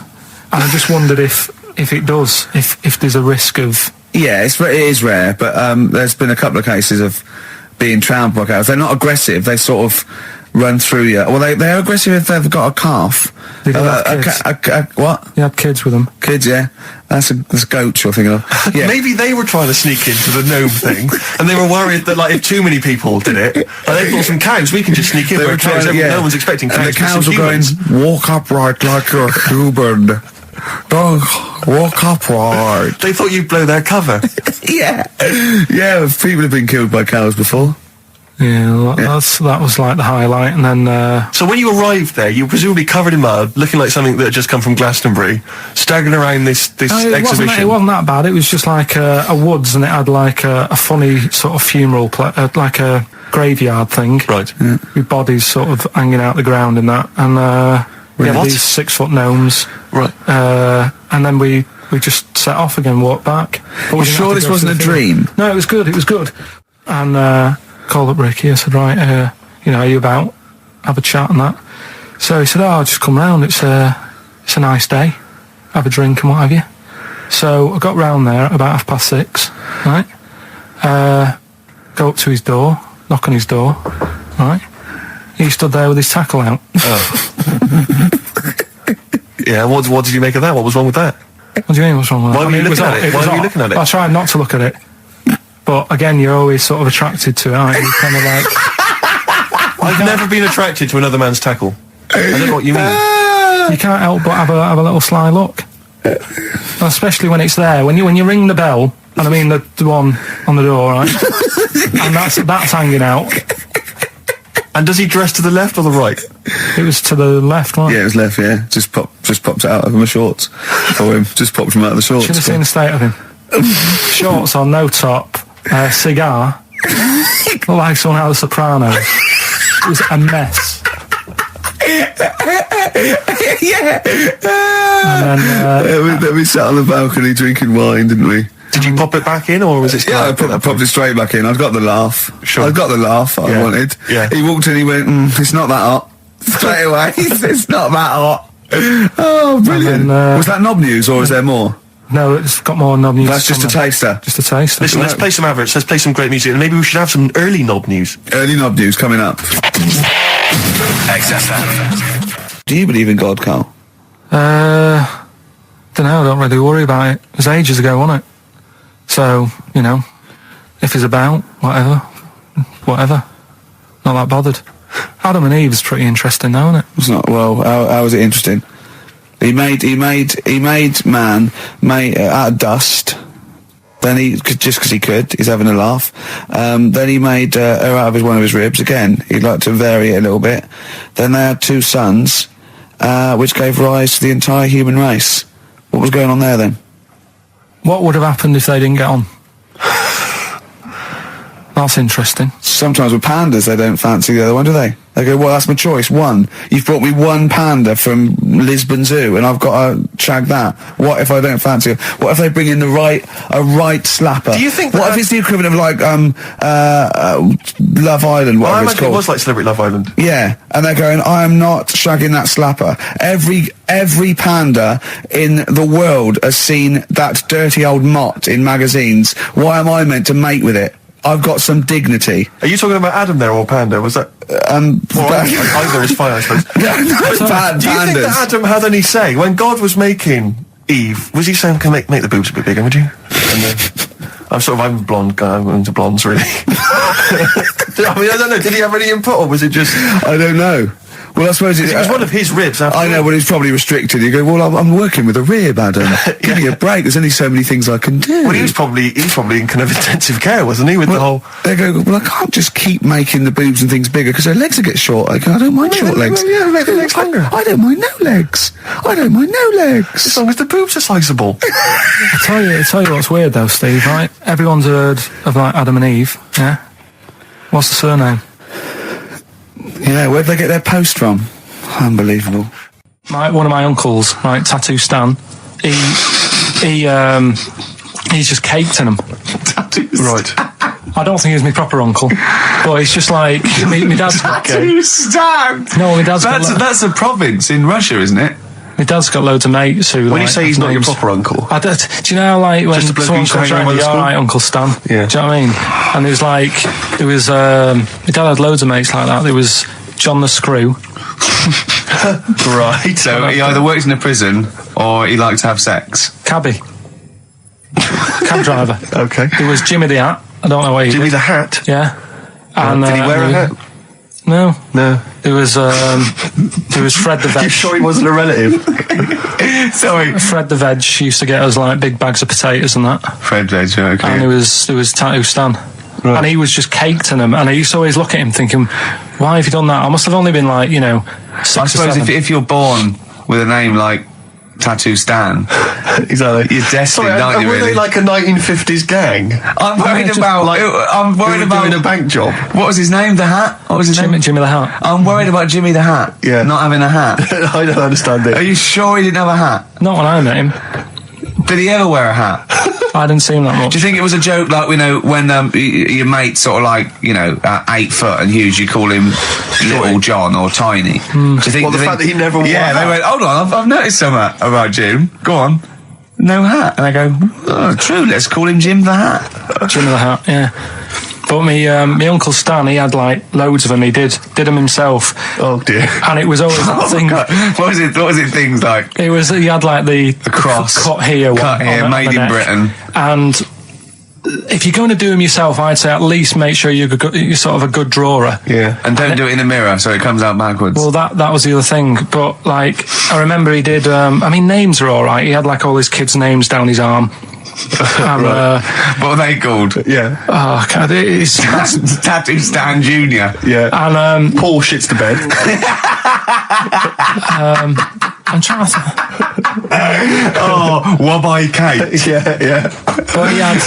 Frankie never amounts to anything. Oh, God. So he had like. Johnny, I don't think he's mine. So he did all this. I don't even know why I'm telling you about tattoos. No, nor do I, Carl. 50 Cent in Da Club on XFM 104.9. We're playing our favourite singles of the year. Yep. And we're looking back over some of our favourite clips of the year. Embrace. Glorious Day on XFM 104.9. Rick, there may be listeners tuning in thinking, they've got something better to do, for instance, switching off the radio and just staring blankly at the wall for the next half an hour. But no, because what they're going to miss is our grand finale to this, which is, of course, sponsored by Lindauer's, the sparkling wine solution to a hot summer's day. Yeah. That we're going to be firing a cork. Did you just make that up? Yeah. Pretty good. Good. They're going to be firing a cork at Karl's head just for the sound. I just think it's sound. Huh? It's not happening. Yes, it is. You said no. We've said it is now. We've promised it to the listeners. Yeah, come on. I'm not happy with it. Why? Because the pain. Well, I've never had it done, so I don't know how painful it is. Well, what reason to do it then? Yeah, we've got to try it out, haven't you? You're perfect. It's like a little cowbell or wood block. It's that's what I'm hoping for. Yeah. I'm hoping for pop. And I'm going to film it for my website. Brilliant. So go to that this week, rickygervais.com, and see Karl Pilkington getting hit. A high-powered cork coming out of Lindauer sparkling wine. Lindauer sparkling wine. And of course, if you want to send us anything in, and perhaps next week that you feel we could actually that'd be great. That's for us to do. This is like Karl. interactive, because a lot of people plan the show. Like Dr. Fox plans his show. We sort of come up, we riff on the. So that's a great idea. Send stuff in that we could harm Karl with. Yeah, we harm Karl. We do a jingle. Harm Karl. I've always wanted one of those George Foreman grills. I've always wanted one of them. I know, but that's too much, isn't it? We could. What if we just pressed his head inside it? We'd have to put it on. Put it on. See, yeah. Just squeeze his head inside it. I've got to do that thing with a tea towel one day. You know that thing I did with a tea towel? You put a tea towel around his head, right, tie it. I put a wooden spoon in, and you only have to turn it like a couple of inches, and it kills you, doesn't it? Yeah, sure. It really is, yeah. So we'll be firing a cork at Karl's head. I'll be filming it for the website. So that's coming up about 10 to 3. Look forward to that. Yeah. Do you know what? I'm loving this. This is my. Just being in a room with him. I just can't. I want to squeeze his head. XFM 104.9 playing Green Day. The studio's falling apart. I know, his microphone broke. I'll be honest with you, Rick, I don't know why Lindauer's, the sparkling wine, want to be associated with this shambles of a show. It is falling apart. This is awful, this studio. It's got to be fixed. Right now, Karl, come on here. It's the time where I'm going to let a cork off. Do you want to film this, Steve? Yeah, that'll be available on the website next week, rickygervais.com. So see Karl getting hit. One bloke suggested we leave the metal cap on because it's get a better pitch, but we take that. He's straight. It's dead. Hang on, let's get the camera ready. Get the camera ready. Ready? So if you just joined us, we are using some Lindauer's sparkling wine to basically, what can I say? Really, fire a cork at Karl's round ready? head. Hang on a sec. Let me just put the headphones on. All right, film this then. Okay. It's in position. Look. Just firing up. Okay, Karl, come on there so we can see your head a little bit. We want to get the microphone there. Right, ready? Hold on. Good. So you're just doing it. Hold on. Now it's in position. What if it? Oh. Ready? Yeah. Oh God! Oh no!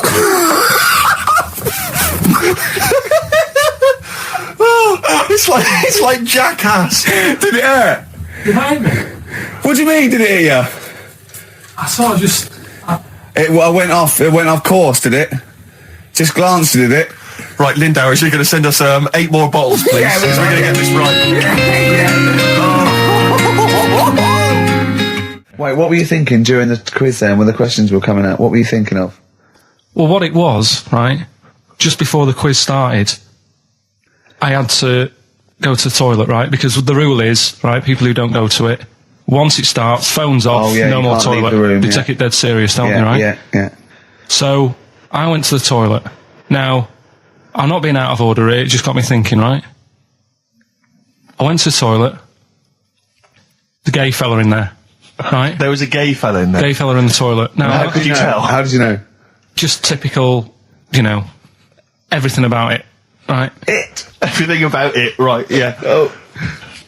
What, large handlebar moustache, leather cap. Butt plugs, amyl nitrate. Could I just say that these views do not reflect the views of the management of XFM or me and Steve. Or most of the people in this country. Go on, Karl. What's your problem? Yeah, but this is what I'm worried about, really. But this is why I only got Danny Minogue right.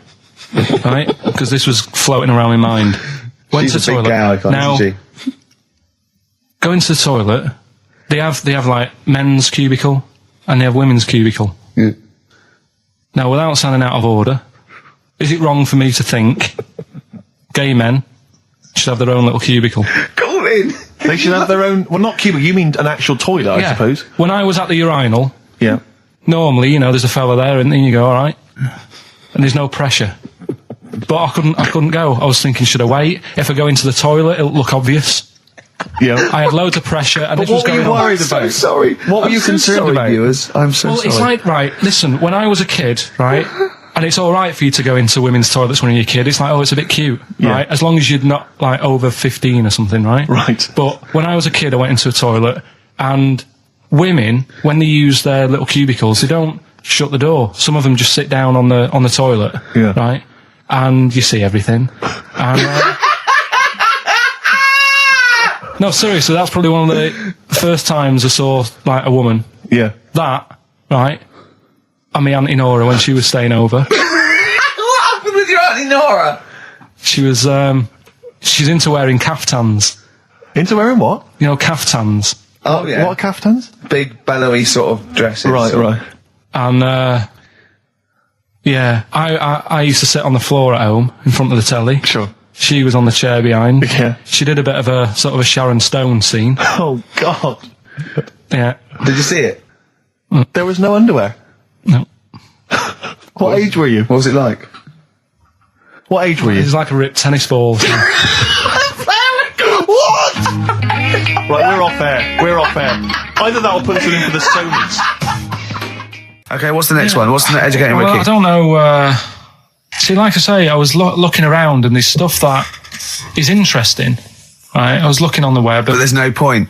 Well, it's just that I found one about What's the point? about a lad who 8 years old, Yeah. but he's still breastfed. Now, I don't know if you can get anything out of that. Is that what his mum said?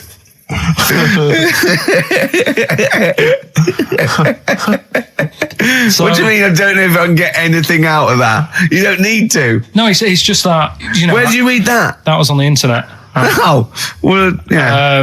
You're always unspecific when you mention it. It's just it was on the internet. Well, Yeah. I'm trying to think what I put in. I think I put in Y to see if I'd confuse the computer.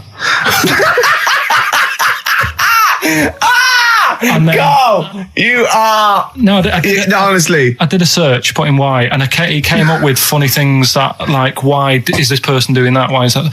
And it had a picture of this 8-year-old lad, sort of, you know, on his mum's nipple. And it was saying, you know, is this healthy? You sure that wasn't asking you that question? What? I put in why? Just confuse the computer. Like, the computer go, what do you mean? Yeah. Stop it. Yeah.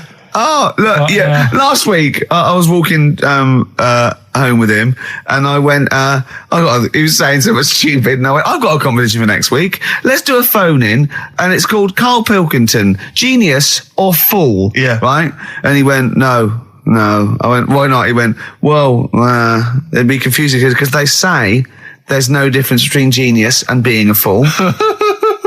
We do though, don't we? No, Who says that? but it's rubbish, and people say there's a fine line between madness and genius, and you know, it's a ridiculous soundbite. They don't say there's a fine line between a genius and an idiot. Well, the people who do are idiots. Yeah. So what would you do there, though, just to sort of wrap that little thing up? What would you do? That lad loves his mum's milk. What are you asking me to come up with? No, I'm A just... title for the story? No. It's What? just what would you do? Right? What do you mean, what would I do? Well, it's causing a bit of a problem in the area, right? What area? In America, I think it was. Oh, America are a problem, are they? George Bush is worried about this kid Well, who's no, breastfeeding right, at 8. Imagine it like this, right? Right. No, so Carl, what are you asking me about this spurious story you saw on the I internet? saw on the internet, there's Yeah. an 8-year-old lad, he likes his mum's milk, Yeah. and it's saying, is this right? Should it No, be it's going not. on? But what What do you want Ricky to do about it? It's not his responsibility. Yeah. No, but the little town that he lives in, they're all causing an uproar, right? Going, this isn't right. You know, No. I can't let my kid play out in case he's in the garden with his mum getting a bit hungry, right? So, Oh, God. what should they do? Because his mum's saying, well, he likes it. Yeah. And he, you know, so what do you do? I don't know the laws.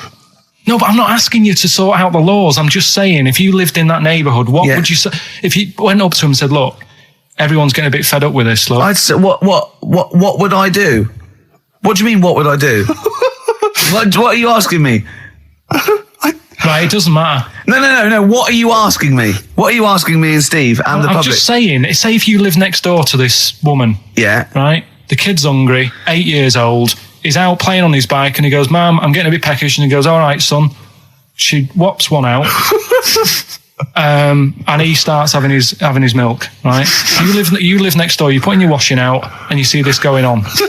You're getting a bit sick of it because it's gone on for months. 8 years, I assume. Why is it your business? Why because it got me. are you such a nosy neighbour that you're concerned? What would you do, Carl? Let's turn it back on him. Yeah. What would you do? What's your solution? What would you do? Well, I thought I'd say, right, why are you doing this? And she'd say, because he likes it. And I go, all right then, put it in a bowl first.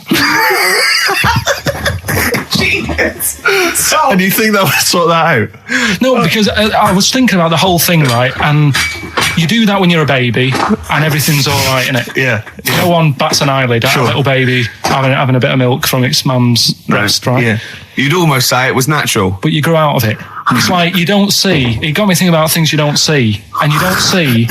Did you put this into a computer? Show me things you don't see. What else don't you see? Well, you don't see like an old man having a Twix. You never. So what? You know the terrible thing about all this, Steve, is he's right. You don't see an old man I eating a know, Twix. that's a terrible thing. So what they have got, right? They've made old man toffees, haven't they? They've come up with Werthers. Is that a song? Oh God! You don't see it.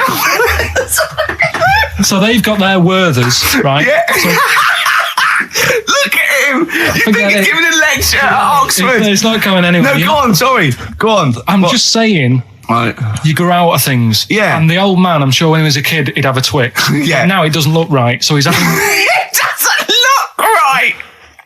So. Right. I don't think Werther's originals were specially designed for old people. I think they were sweets that just happened to have been made for years. That's why old people eat them. Yeah. They didn't go, hang on, there's a market here. I've noticed old people aren't eating Twixes. Quick, let's make some old man sweets. But the little advert, he gives it to his grandson as well, doesn't he? He goes, I have a Werther's original. Now, I think it cuts though before he throws it back in his face and goes, get me a Twix.